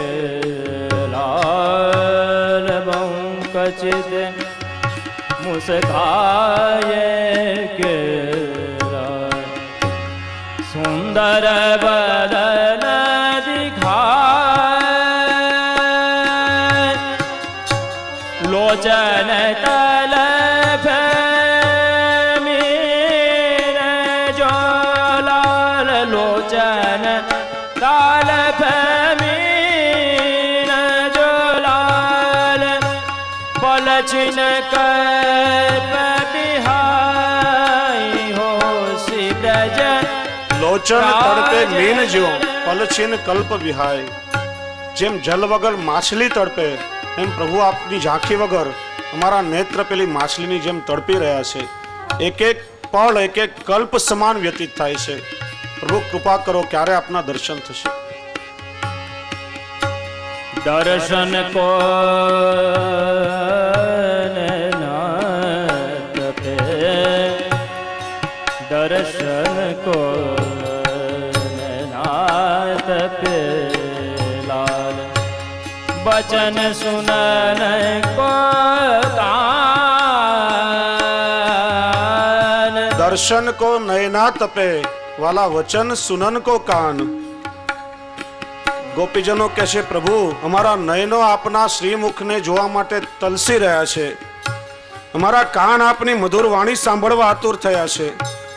અમારી વાણી ફક્ત કૃષ્ણ કૃષ્ણ આટલું જ બોલે છે અને અમારા મનડા ચિત્તે બધું તો તમે ચોરી લીધું છે, તો કેવલ આપની પાસે છે.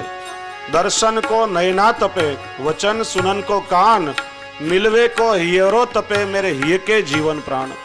मिलवे को यारत पे,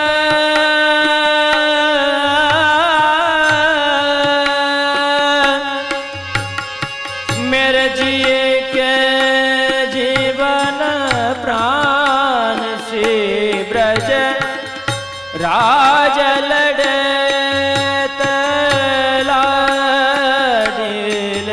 श्री गोवर्धन सावर लाल, तुम बिन रयो न जाय। युग युग अविचल राखिए लाल, युग युग अविचल राखिए लाल। यह सुख शैल निवास, श्री गोवर्धन धर,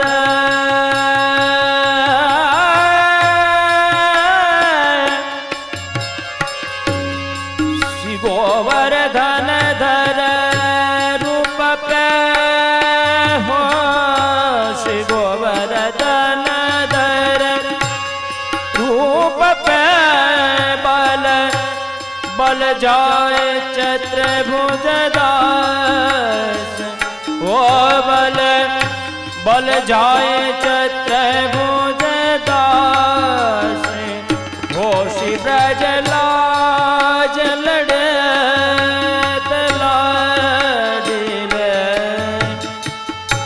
तुम बिन रयो न जाय। श्री गोवर्धन वासी सावर लाल, तुम बिन रयो न जाय, हो ब्रज राज लड़े तलाडिले।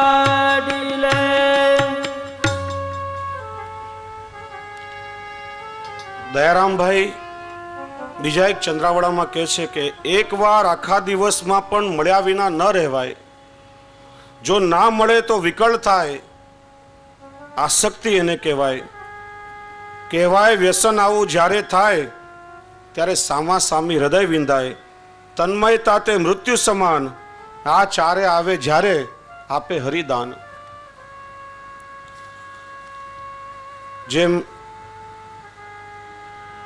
શ્રીમદ ભાગવતજીના એકાદશ સ્કંદમાં 12મા અધ્યાયમાં ઉદ્ધવજીએ કહ્યું છે કે જેમ સમાધિમાં બેઠેલા યોગીઓને પોતાના નામ તથા રૂપની પણ ખબર રહેતી નથી, પોતાની જાતને લોકો ભૂલી જાય છે, તેમ ગોપીઓ પણ મારા વિશે આસક્તિ ધરાવતી હોવાથી તેઓને પણ પોતાના પતિ પુત્રાદિક આલોક અને પરલોક એ બધાનું વિસ્મરણ થયું હતું. જેમ સમુદ્રમાં નદીઓ ભળી જાય ત્યારે પોતાનું રૂપ ખોઈ બેસે છે, તેમ ગોપીઓ મારામાં લીન થઈ ગઈ હતી. આ વિપ્રયોગનો પ્રકાર જીવ જ્યારે પ્રભુની સાથે તન્મય બની જાય છે. એટલા માટે 10મા સ્કંદના 30મા અધ્યાયના 43મા શ્લોકમાં કહ્યું છે, તન મનસ્કા તદા લાપા સદ્વિચેષ્ટા તદાત્મિકા. ગોપીઓના મન ભગવાનમાં જ લાગેલા હતા, તેઓ ભગવત સંબંધી જ વાર્તાલાપ કરતા હતા અને તેમ કરતા કરતા ગોપીજનો સ્વયં ભગવદ રૂપ બની ગયા હતા. અને એટલા માટે જ યુગલ ગીત અને વેણુ ગીત આદિ એનું સતત ગોપીજનો ચિંતન કરતી, પ્રભુના વેણુનાદનું શ્રવણ કરતી અને પ્રભુના વેણુનાદનું શ્રવણ થતા પોતાનું સાન બાન બધું ગોપીજનો ભૂલી જતા. પ્રભુના વેણુનાદમાં એટલું આકર્ષણ હતું કે ઘરબાર બધું છોડીને પણ ગોપીજનોએ વેણુના શ્રવણમાં લીન બની જતા. એટલા માટે તો ભગવાન શ્રી કૃષ્ણના વેણુને વિશ્વ મોહિની કહેવામાં આવે છે.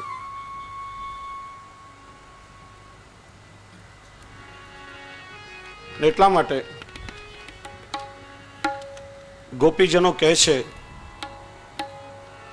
કે ભગવાન આપ જ્યારે વેણુનાદ કરો છો ત્યારે ત્યારે અમારું ઘર, સાન ભાન, સંસાર, દુનિયાદારી આ બધાને અમે ભૂલી જઈએ છીએ અને ત્યારે ત્યારે આપના સ્વરૂપમાં સંપૂર્ણ અમે એક રૂપ લીન બની જઈએ છીએ. શ્યામ હું તો બધા સાથે મળીને ગાન કરશું. સંસાર બનશે નિતાનમાં,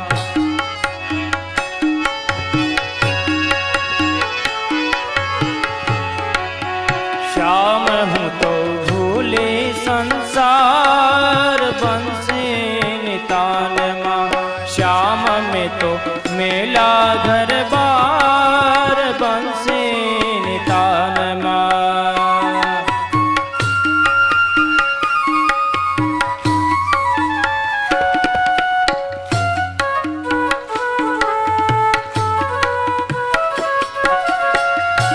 गोपीजनों कैसे त्रुटिर युगायते त्वाम पश्यताम। भगवान आपना विरह में एक एक पल युग समान बीते छे। सोती निद्रा मात्य भणकार वागता,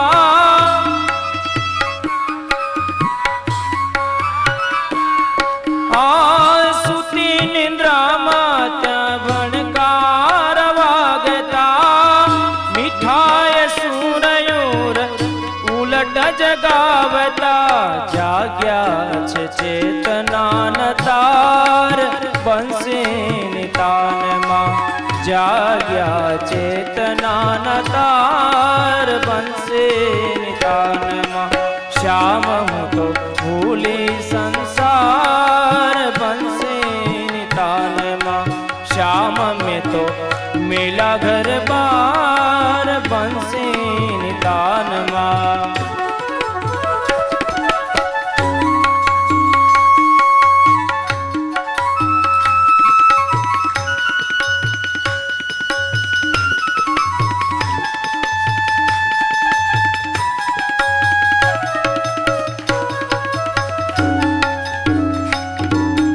मधराते कान मुख जोवाने उनी सरी,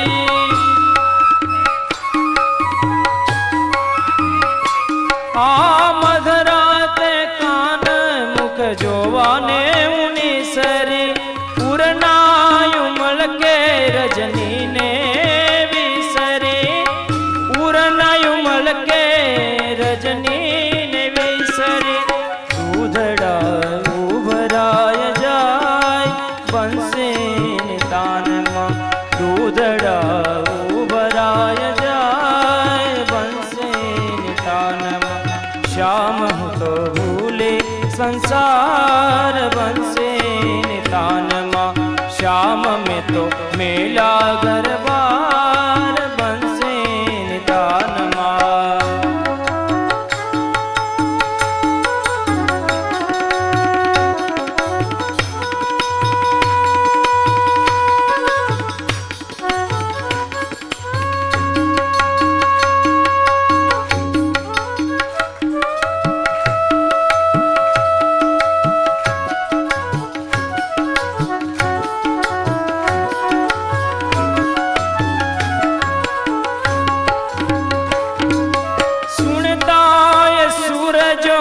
प्रगटे छे अंगमां,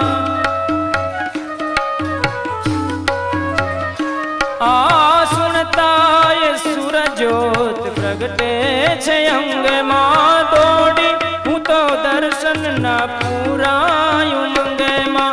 रोता मेला नितानमा रोता मेला में बाल बनसे नितानमा श्याम हूँ तो भूले संसार बनसे नितानमा श्याम में तो मिला घर बार बनसे नितानमा।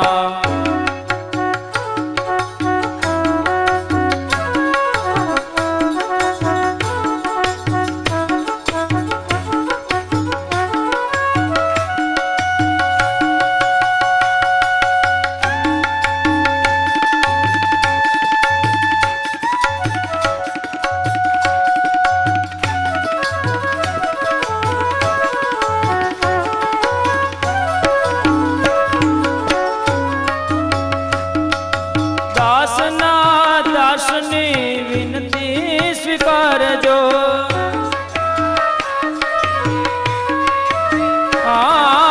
दासना दासनी विनती स्वीकारजो डूबी रही छुनाथ रूप सागर में सुनो लागे छे संसार बनसे नितानमा सुनो या लागे छे संसार बनसे नितानमा श्याम तो भूले संसार बनसे नितानमा श्याम में तो मेला घर बार बनसे नितानमा श्याम तो भूले संसार बनसे नितानमा श्याम में तो मेला घर बार बनसे नितानमा बनसे नितानमा बनसे नितानमा बनसे नितानमा बनसे શ્રી હરિરાય પ્રભુચરણ આપણને સમજાવે છે કે ઠાકોરજી જેને કૃપાનું દાન કરે છે, જેના પર પ્રભુની કૃપા થાય છે, એ જ ભક્તને વિપ્રયોગનું દાન થાય છે. અને શ્રી હરિરાય પ્રભુચરણ વિપ્રયોગના બે પ્રકાર બતાવે છે, ધર્મ વિપ્રયોગ અને ધર્મી વિપ્રયોગ. શિક્ષાપત્રમાં આજ્ઞા કરે છે, બહિ સંવેદનમ વાપી તદ સંવેદનમ તથા તયોરવસ્થા દ્વિતીયમ ભાવે નૈવન ચાન્યથા. વિપ્રયોગની અવસ્થામાં બહારનું જ્ઞાન પણ આપણને રહે. ઠાકોરજીનો વિપ્રયોગાનુભવ આપણે કરીએ, પણ સાથે સાથે દેહનું અનુસંધાન, આ દુનિયાનું અનુસંધાન એ બધાનું રહે. એનું નામ છે ધર્મ વિપ્રયોગ.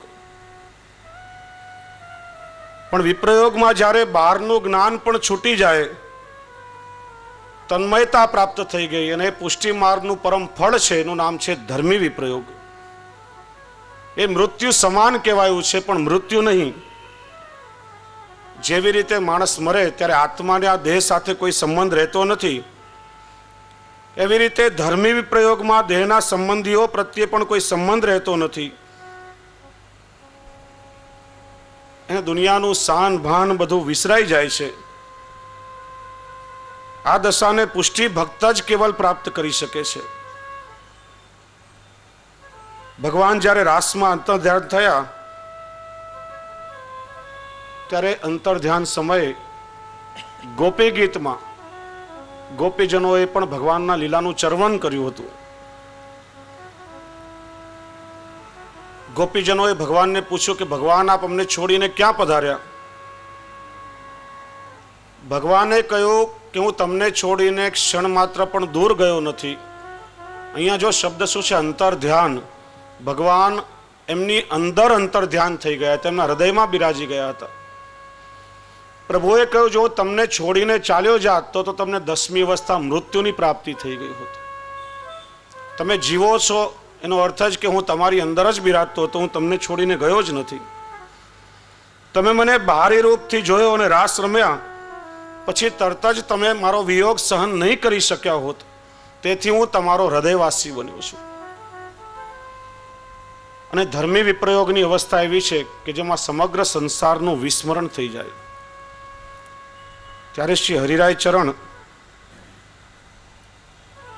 આપણને છઠ્ઠા કર્તવ્ય વિશે બોધ આપે છે. જ્યારે ઠાકોરજીની સેવાનો સમય હોય ત્યારે પ્રભુનું સંયોગ સુખ પ્રાપ્ત કરો, પ્રભુના સ્વરૂપાનંદની અનુભૂતિ કરો. દેહ અને ઇન્દ્રિયોથી પ્રભુનો અનુભવ કરો. પણ જ્યારે જ્યારે વિપ્રયોગનો સમય હોય ત્યારે પ્રભુની લીલાઓનું ચિંતન કરી, અનવસરના સમયમાં લીલાઓનું ચિંતન કરી અને વિપ્રયોગનો અનુભવ કરો. શરૂઆતમાં ધર્મ સ્વરૂપ વિપ્રયોગ આવશે, પણ જ્યારે ધર્મી સ્વરૂપ વિપ્રયોગનો અનુભવ થવા લાગે ત્યારે સમજવાનું કે પુષ્ટિ માર્ગનું પરમ ફળ પ્રાપ્ત થયું છે. હવે ખૂબ જ મહત્વની બાબત આવે છે. 7મા કર્તવ્યનું નિરૂપણ શ્રી હરિરાય પ્રભુચરણ કરે છે. અને અનેક શિક્ષાપત્રોમાં, સમય આપણી પાસે ઓછો છે એટલે સંદર્ભ બહુ વધારે નથી લેતો, મૂળ સારરૂપ ચર્ચા આપણે સૌ કરી રહ્યા છીએ. કારણ કે હવે કેવલ 2.5 દિવસ બચ્યા છે અને હજી બીજા 6 કર્તવ્યોનું આપણે ચિંતન કરવાનું છે. છઠ્ઠા કર્તવ્યમાં શ્રી હરિરાય પ્રભુચરણ પુષ્ટિજીવો માટે આજ્ઞા કરે છે. નહીં સાધન સંપત્ત્યા હરિસ્તુષ્યતિ કદાચન ભક્ત્યાનામ દૈન્યમેકમ હિ હરિતોષણ સાધનમ. ઠાકોરજીને જો પ્રસન્ન કરવા માટે ઈચ્છતા હો તો નિસ્સાધન બનો, હૃદયમાં દીનતા ભાવ ધારણ કરો. દૈન્ય ભાવથી ઠાકોરજી પ્રસન્ન થશે. ઠાકોરજી કોઈ પણ સાધન સંપત્તિ કે શક્તિના પ્રદર્શનથી પ્રસન્ન થતા નથી. વૈષ્ણવ શ્રી હરિરાય પ્રભુચરણને શિક્ષા સાગર પુષ્ટિ માર્ગમાં કહેવામાં આવે છે, સાથે સાથે દીનતા સાગર પણ કહેવામાં આવે છે. શ્રી હરિરાયજી અહીંયા ખાલી દીનતાનો ઉપદેશ આપણને આપતા નથી, પણ દીનતાનો સિદ્ધાંત પોતાના જીવનમાં આપે ચરિતાર્થ કરી બતાવ્યો છે. શ્રી હરિરાયજીને નિત્ય ભગવદીઓ વૈષ્ણવ સાથે સત્સંગ કરવાનો દૈનિક ક્રમ. આપશ્રી જ્યારે નાથદ્વારા બિરાજતા હતા ત્યારે નિત્ય ક્રમ મુજબ ભગવદીય વૈષ્ણવ સાથે ભગવદ વાર્તા થાય. સમયનું અનુસંધાન પણ રહે નહીં, રાત્રે ઘણો વિલંબ થાય, પણ એમાં એવો અલૌકિક ભગવદ રસનું વર્ષણ થતું કે વૈષ્ણવો જ્યારે પોતપોતાના ઘરે જાય ત્યારે ભગવદ વાર્તાનું ચરવણ કરતા કરતા અલૌકિક આનંદની અનુભૂતિ હોય. કોઈ નાચે, કોઈ કીર્તન કરે, ભગવદ ગુણાનુવાદ પોતાના ઘરે ગાતા જાય. નજીકમાં થોડા વૈષ્ણવ પરિવાર પણ રહેતા હતા. આમના કીર્તન અને ઝાંઝ વગાડવાથી પેલાઓની નિદ્રામાં ખલેલ પહોંચે. એકવાર શ્રી હરિરાયજીને ફરિયાદ કરી, મહારાજ આ તમારા વૈષ્ણવ રાત્રે મારી ઊંઘ બગાડે છે, ઝાંઝ વગાડે છે, કીર્તનો ગાય છે, રાતના સમયનું એમને અનુસંધાન હોતું નથી, આપ એમને સમજાવો કે આ રીતે અમારી ઊંઘ બગાડે નહીં. શ્રી હરિરાયજી આજ્ઞા કરી, સારું અમે સમજાવશું. બીજા દિવસે નિત્યક્રમ મુજબ ભગવદ વાર્તા સંપન્ન થઈ અને વૈષ્ણવ તો અલૌકિક આનંદનું ચરવણ કરતા કરતા પોતપોતાના ઘરે કોઈ નૃત્ય કરતું હતું, કોઈ ઝાંઝ વગાડતું, કોઈ કીર્તન કરીને ગાતું હતું. એ વખતે શ્રી હરિરાય પ્રભુચરણ ત્યાં પધાર્યા ત્યારે આપે શું દર્શન કર્યા કે ગોવર્ધનોદ્ધરણ શ્રીજી બાવા સ્વયં એ ભગવદીય વૈષ્ણવની મધ્યમાં છેલ છકનિયા બનીને નૃત્ય કરી રહ્યા છે. નરસિંહ મહેતાનો સ્વામી કહે છે કે બેસીને ગાય ત્યાં ઊભો ઊભો સાંભળું ને ઊભો ઊભો ગાય ત્યાં નાચું રે, વૈષ્ણવ જનથી હું પણ નથી અળગો, ભણે નરસૈયો સાચું. મારા ભગવદીય વૈષ્ણવ જ્યાં બેસીને મારો ગુણગાન સાંભળતા હોય તો ઊભો ઊભો એનું શ્રવણ કરું છું, અને એ કોઈ ઊભા રહીને કે નૃત્ય કરતા શ્રવણ કરે તો હું પોતે પણ એમની સાથે નૃત્ય કરવા લાગુ છું. ક્ષણ માત્ર પણ હું મારા ભગવદીય વૈષ્ણવથી જુદો રહી શકતો નથી. અને એ દર્શન થતા જ શ્રી હરિરાય પ્રભુચરણે વૈષ્ણવને સાષ્ટાંગ દંડવત કર્યા છે. હું વારીન વલ્લભિયન પર મેરે તન કો કરો બિછોના, શીશ ધરો ઇનકે ચરણન પર. જગત આખાનો ઇતિહાસ તમે તપાસી જોજો. કોઈ શિષ્ય કે સેવકે પોતાના ગુરુ કે આચાર્યના ચરણોમાં પોતાની ભાવ ઉર્મિઓ વ્યક્ત કરી હશે, પણ કોઈ ગુરુએ પોતાના સેવકોના ચરણોમાં પોતાના હૃદયનો ભાવ વ્યક્ત કર્યો હોય એકમાત્ર પુષ્ટિ માર્ગમાં શ્રી હરિરાય પ્રભુચરણ થયા. એટલા માટે દીનતા સાગર કહેવાયા. હું વારીન વલ્લભિયન પર, અમારા વૈષ્ણવ પર હું મારું સર્વસ્વ નોછાવર કરી દઉં મેરે તન કો કરો બિછાના. અરે એમને બિરાજવા માટે મારા શરીરનું આસન કરીને બિછાવી દઉં અને મારું મસ્તક શીશ ધરો ઇનકે ચરણન પર.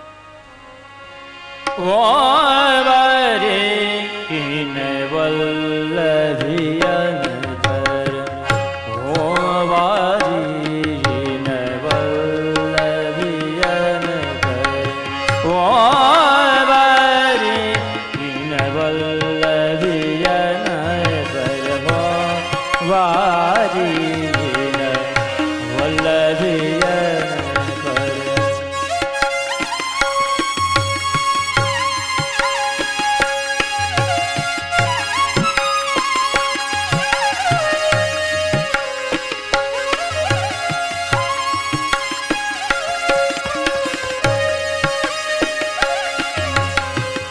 मेरे तन को करो बिछोना, मेरे तन को करो बिछोना, शीश धरो उनके चरण पर, शीश धरो उनके चरण पर, हो वारी किन वल्लभियन पर.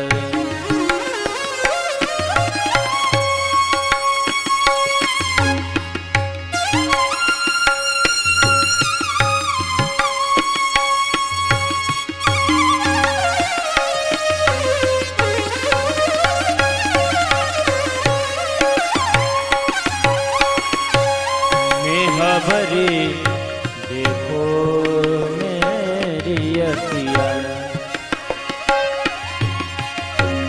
मेह भरी देखो मेरी अखियाँ, मंडल मध्य विराजत गिरिधर, मंडल मध्य ને ધરો विराजत નિરખો મેરી અખિયન મંડલી મધ્ય બિરાજત ગિરધર. દ્રષ્ટિ જ મારી ત્યાંથી હટતી નથી. જો કેવા ભગવદીય વૈષ્ણવની મધ્યમાં મારા શ્રીજી બાવા સ્વયં બિરાજી રહ્યા છે.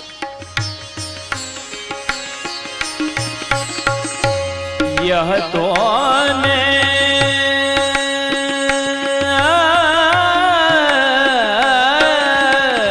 यह तो मोहि प्राण जीवन दान,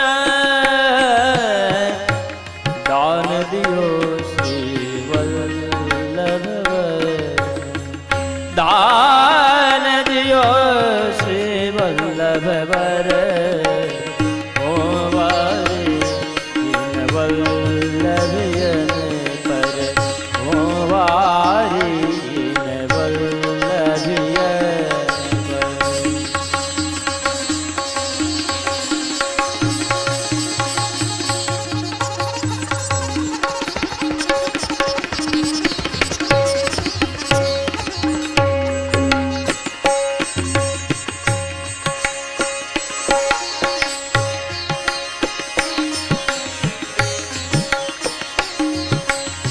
पुष्टि प्रकार प्रगट करवे को, फिर प्रगटे श्री विठल वपुधर, फिर प्रगटे श्री विठल वपुधर, पुष्टि प्रकार प्रगट करवे.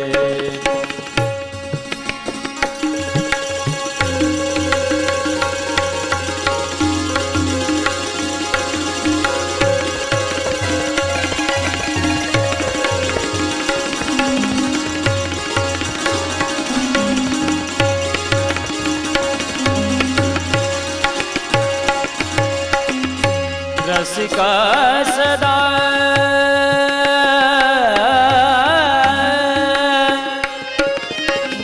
रसिका सदा आशयन की कर, वल्लभियन की चरण रजय अनुसर, वल्लभियन की चरण रजय अनुसर. હરિરાય ચરણ આજ્ઞા કરે છે કે રસિક દાસ ય આસ સદા કરે વલ્લભ યન કી ચરણ રજ અનુસર. રસિક દાસ હરિરાયજીની છાપ છે પોતાની.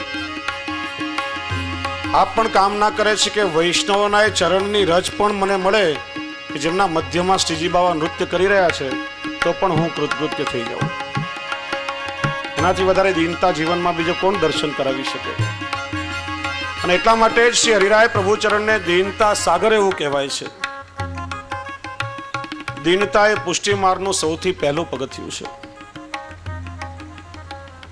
અને કેવળ દીનતા દ્વારા જ ઠાકોરજી આપણા પર પ્રસન્ન થાય છે. પણ આ દીનતા આપણામાં આવે કઈ રીતે? તો કે જ્યારે અહંતા અને મમતા છૂટે.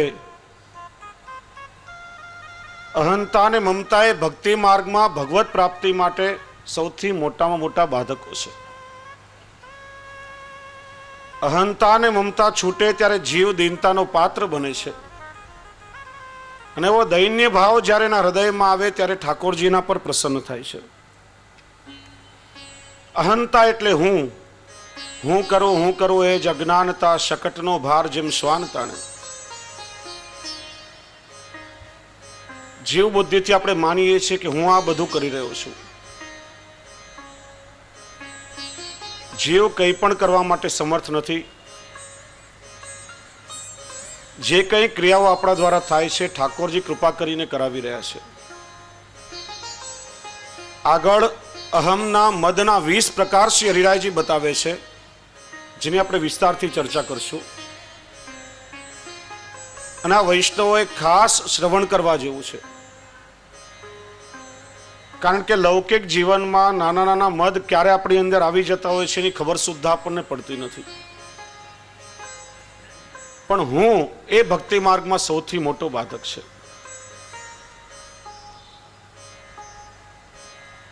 ઇન્દ્રને ગુમાન થયું હતું, અહમ આવ્યો હતો. ત્યારે ભગવાને ગોવર્ધન ધારણ કરી ઇન્દ્રનું માન ભંગ કર્યું છે. રાવણ સામાન્ય વ્યક્તિ નહીં હતો, જ્ઞાની હતો, ઐશ્વર્યશાળી, સંપન્ન, ગુણવાન, સમર્થ, સર્વ દેવોને પણ વશમાં કર્યા હતા. છતાં એને અહમ થયો. એકો હમ દ્વિતીયો નસ્તી ન ભૂતો ન ભવિષ્યતિ. મારા જેવું સમર્થ કોઈ હતું નહીં, કોઈ છે નહીં ને ભવિષ્યમાં કોઈ થશે નહીં. અને અહમમાં જેને ખોટું કામ કર્યું અને ભગવાને ક્ષણમાં એનો સર્વનાશ કર્યો. જ્યારે માણસને અહમ આવે છે ત્યારે સમજવાનું કે પતન ખૂબ નજીકમાં આવી રહ્યું છે. કારણ કે ઉપર ચડવા માટે ઘણા પગથિયા ચડવા પડે છે, પણ નીચે ઉતરવામાં બહુ વાર લાગતી નથી. અહમ ભક્તિ માર્ગમાં સૌથી મોટો બાધક છે. અને જ્યાં સુધી આપણામાં હશે ત્યાં સુધી દીનતા કોસો દૂર રહેવાની છે. એકવાર એક બહુ સારો મૂર્તિકાર આબેહૂબ કોઈનું પણ ચિત્ર આપો એવી પ્રતિમા બનાવે કે માણસ વિચારતો થઈ જાય કે આ સાચો છે કે કેવલ પ્રતિમા છે.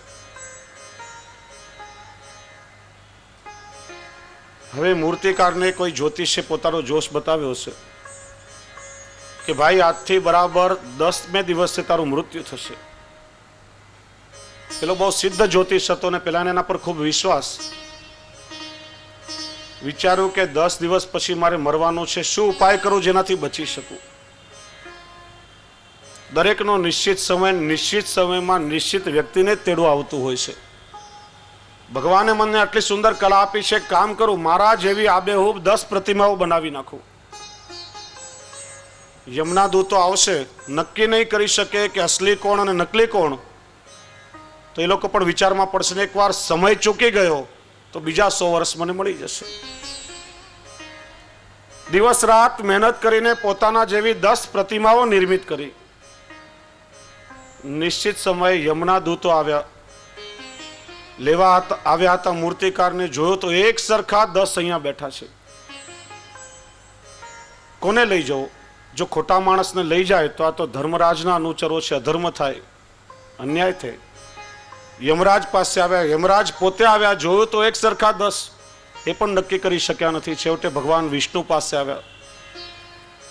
ભગવાન કોઈ વ્યક્તિને લેવાનો છે, સમય થઈ રહ્યો છે, અને સમય ચૂકી જશું તો અનર્થ થશે. ભગવાન વિષ્ણુ આવ્યા. ભગવાન આશ્ચર્યચકિત થયા. કેટલો સુંદર કલાકાર છે. ક્યાં છે કલાકાર કે જેને આટલી સુંદર મૂર્તિઓ બનાવી? અત્યારે પાસે હોય તો મને ઇનામ આપવાનું મન થાય છે. પેલો બોલ્યો, આ રહ્યો મહારાજ, મેં જ આ મૂર્તિઓ બનાવી છે. ભગવાન કે ચાલ બેટા, તને તો લેવા આવ્યા છીએ. મેં કર્યું, હું કરું છું એવો અહમ થયો. એટલે સમજવાનું કે હવે નીચે પડવાનો સમય આવ્યો છે. અહમ ભગવાનને લેશ માત્ર પણ ગમતો નથી. નાથદ્વારાનો પ્રસંગ છે. 150-200 વર્ષ પહેલાની વાત. એક ગરીબ નિષ્કંચન વૈષ્ણવ ટકો ભેગા કરીને થોડું દ્રવ્ય બચાવ્યું. એનો મનોરથ હતો કે ત્યાં નાથદ્વારા જઈ શ્રીજી બાવાને ઉષ્ણકાલમાં ફૂલ મંડળીનો મનોરથ સિદ્ધ કરાવીશ. કૃષ્ણ ભંડારમાં આવી વિનંતી કરી, મનોરથ કરાવ્યો. પણ એ દિવસે એક અહંકારી કરોડપતિ શેઠિયો ત્યાં આવ્યો. એને પોતાની સંપત્તિનો ખૂબ જ અહમ. કૃષ્ણ ભંડારમાં આવી અધિકારીજીને કહ્યું કે ગમે તેટલું દ્રવ્ય ખર્ચ થાય, પણ આજે કોઈનો ન થયો એવો મારો મનોરથ સિદ્ધ થવો જોઈએ. આજે બીજા કોઈનો મનોરથ ન થાય, ભલે હજારો રૂપિયાનો દ્રવ્ય ખર્ચ થાય.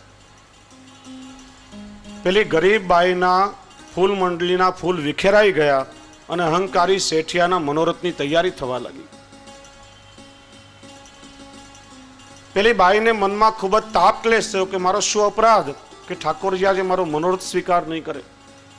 કહેવાય છે કે તે દિવસે સમયના તિલકાયત મહારાજશ્રી જ્યારે શ્રીજી બાવાને રાજભોગ ધરવા પધાર્યા ત્યારે શ્રીનાથજી બાવાએ આજ્ઞા કરી કે પેલો અહંકારી શેઠ નાથદ્વારાની હદ નહીં છોડે ત્યાં સુધી હું રાજભોગ આરોગવાનો નથી. અને મહારાજશ્રીએ પોતાના દરબાન દ્વારા શેઠિયાને નાથદ્વારાની હદની બહાર મોકલાવ્યો. ત્યારે શ્રીજી બાવા રાજભોગ આરોગ્યા છે. પ્રભુ બધું સહન કરી શકે છે, પણ અહમ પ્રભુ ક્યારે પણ સહન કરી શકતા નથી. અને એટલા માટે જ ભક્ત કવિઓ ગાય છે, વૈષ્ણવ નથી થયો તો રે સિદ્ધ ગુમાનમાં ઘૂમે. તમારામાં અહમ છે ત્યાં સુધી તો જે વૈષ્ણવતા પણ આવી નથી, તો ભગવદીયતા ક્યાંથી આવશે? અહમ ભક્તિ માર્ગમાં સૌથી મોટામાં મોટો બાધક છે.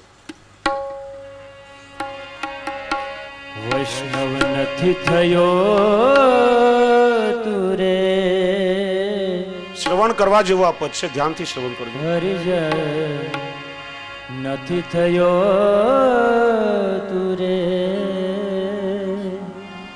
સિદ્ધ ગુમાનમાં ઘૂમે.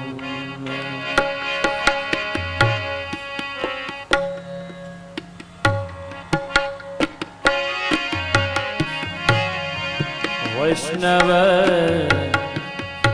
નથી થયો તું રે, હરિજન નથી થયો તું રે,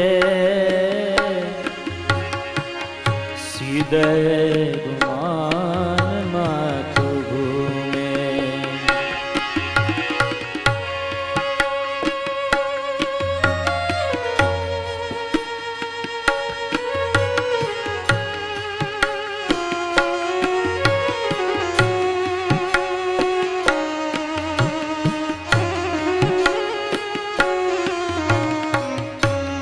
હરિજન જોઈને હૈડું ન હરખે, દ્રવે ન હરી ગુણ ગાતા.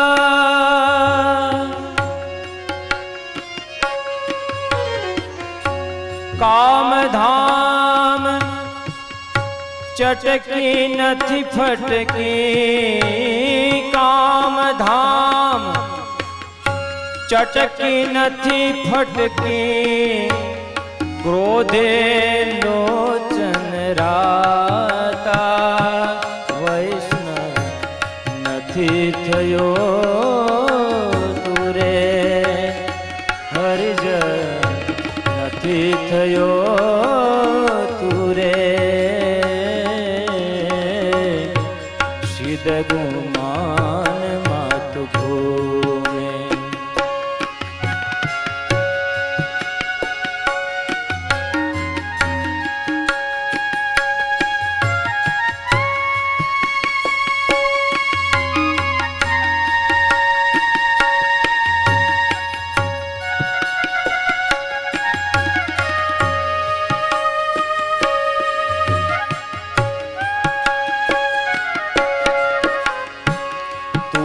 संगे कोई वैष्णव थाये तो तू वैष्णव साचो। तारा संगनो रंग न लागे, तारा संगनो रंग न लागे, ત્યાં લગી તું કાચો વૈષ્ણવ નથી થયો તું રે હરિજન નથી થયો તું રે સિદ્ધ ગુમાન માતું ભૂમે।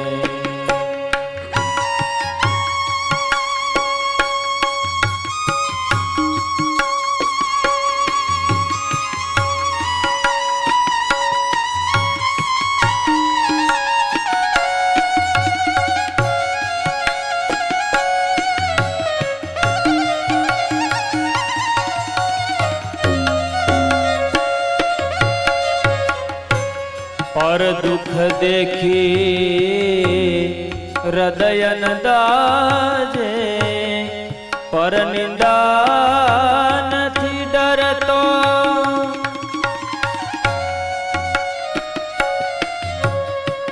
વૈષ્ણવતાના લક્ષણો ખૂબ સુંદર આ પદમાં બતાવ્યા છે। પર દુઃખ દેખી જેનું હૃદય ન દાજે અને પર નિંદાથી નથી ડરતો। पर दुख देखी हृदय न दाजे, पर निंदा थी नथी डरतो। वाल नथी विठल शू साचू, वाल नथी विठल शू साचू।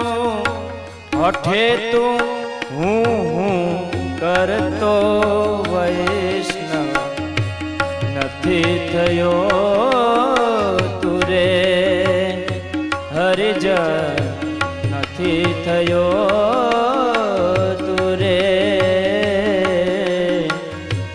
સિદ્ધ ગુમાન માતું ભૂમે।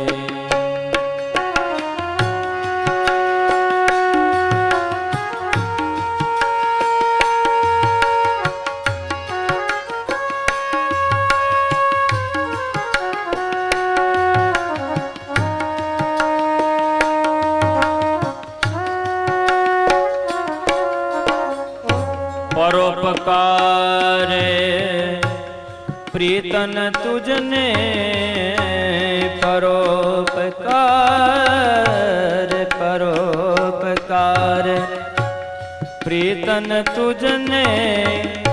स्वार्थ छूटो छे नहीं, कहनी तेवी रहनी न મળે, रहनी न મળે। क्या लख्यूं एम कहने वैष्णव નથી થયો તું રે હરિજન નથી થયો તું રે સિદ્ધ ગુમાન માતું ભૂમે।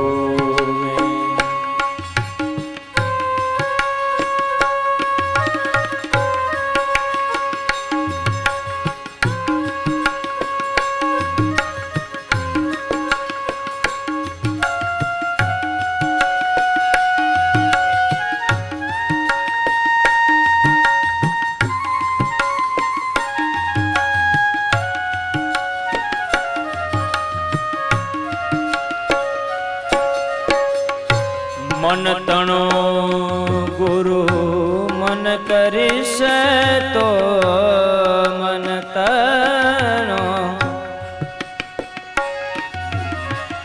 मन तणो गुरु मन करिस तो साची वस्तु जड़से। दया दुख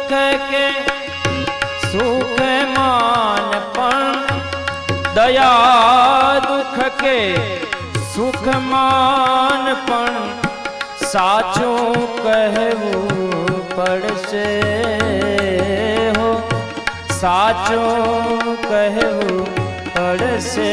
વૈષ્ણવ નથી થયો તુરે હરિજન નથી થયો તુરે સિદ્ધ ગુમાન માતુ ભૂમે. વૈષ્ણવ નથી થયો તુરે હરિજન નથી થયો તુરે સિદ્ધ ગુમાન માતુ ભૂમે. દયારામભાઈ એક ચંદ્રાવળામાં અહંકાર માટે કહે છે કે કરવા ચાહે પ્રસન્ન પ્રભુને તો અભિમાન અળગું રાખ. શીઘ્ર દયા કેશવની ઈચ્છે તો દીનતા રાખ. રાખ દીનતા એક જ કરીને કરવા કૃપા મન થાશે હરીને. 72 કોટીએ સરયુન કામ દીનતા એક બંધાયા દામ. શરીરાયજી આ જ વાતની શિક્ષાપત્રમાં આજ્ઞા કરે છે કે કૃષ્ણે સર્વાત્મકે નિત્યમ સર્વથા દીન ભાવનામ અહંકારમ ન કુર્વંતી મનોપેક્ષાએ વર્જયેત. ભારપૂર્વક આજ્ઞા કરી છે અહંકારમ ન કુર્વંતી. ભગવાનને પ્રાપ્ત કરવા માટે દીનતા ભાવ રાખવો જરૂરી છે. કેમ કે અભિમાન અહંકાર આ બધા ગુણો પ્રભુના વિરોધી છે. તેથી ભગવત પ્રાપ્તિ રાખવાવાળા ઈચ્છા રાખવાવાળા જીવોએ અભિમાનને દૂર રાખવું. 30મા શિક્ષાપત્રનો 7મો શ્લોક. કૃષ્ણ કૃપા પરાધીનો દીના નામત ઉપેક્ષક સ્વકીયા નામ તન્ય ભાવત કરીષ્ય ત્વનયમ સત. શરીરાયજી આજ્ઞા કરે છે કે પ્રભુમાં રહેલા ગુણો જે કૃપા છે તેને આધારે જે ભક્તો દીનતા રાખી શરણ ગ્રહીને રહ્યા છે, જે સેવા સ્મરણ કરે છે, એ ભક્તોને આપ કૃપા કરીને ભક્તિનું દાન આપે છે. એટલું જ નહીં પણ એવા ભક્તોને ભગવાન સ્વયં આધીન બની જાય છે. અને એટલા માટે અભિમાનને છોડવું જ પડશે અને દીનતા રાખવી જ પડશે. શરીરાયજી 34મા શિક્ષાપત્રના 27મા શ્લોકમાં પણ આજ્ઞા કરે છે કે યતો માર્ગીય સર્વસ્વ દૈન્ય ભાવ વિનાશક દૈન્યમ સર્વેષુ કાર્યસુ કૃષ્ણ સેવા કથાદિશુ. બીજી વાત અહીંયા સમજાવી. પુષ્ટિ માર્ગમાં ક્રોધ એ દૈન્યનો નાશ કરવા વાળો છે. ક્રોધમાં માણસ આંધળો બની જાય છે. પોતે શું કરવું એની ભાન એનું રહેતું નથી. ન થવાનું થઈ જાય છે. પાછળથી એને પસ્તાવવું પડે છે. માટે ક્રોધનો ત્યાગ કરવો, કારણ કે ક્રોધ એ ભક્તિ માર્ગમાં બાધક છે. અહંકારથી છકેલો માણસ વિવેક ચૂકી જાય છે અને ક્રોધમાં માણસથી ન કરવાનું જ થઈ જાય છે. અમારા તાજી મહારાજ નિત્યલીલા શ્રી પુરુષોત્તમલાલજી દાદાશ્રી,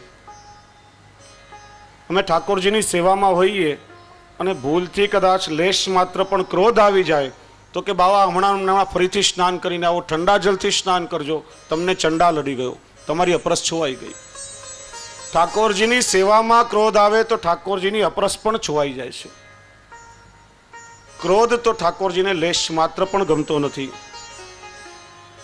એટલા માટે આજ્ઞા કરી કે ક્રોધ કોઈ વૈષ્ણવોએ નહીં કરવો જોઈએ.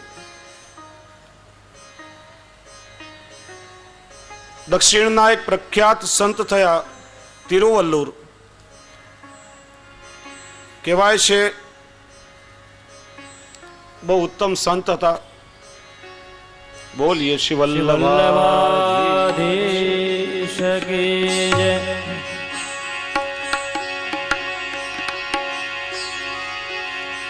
વલ્લભ વિઠ્ઠલ ગિરધારે યમુના જો કે બલિહારે.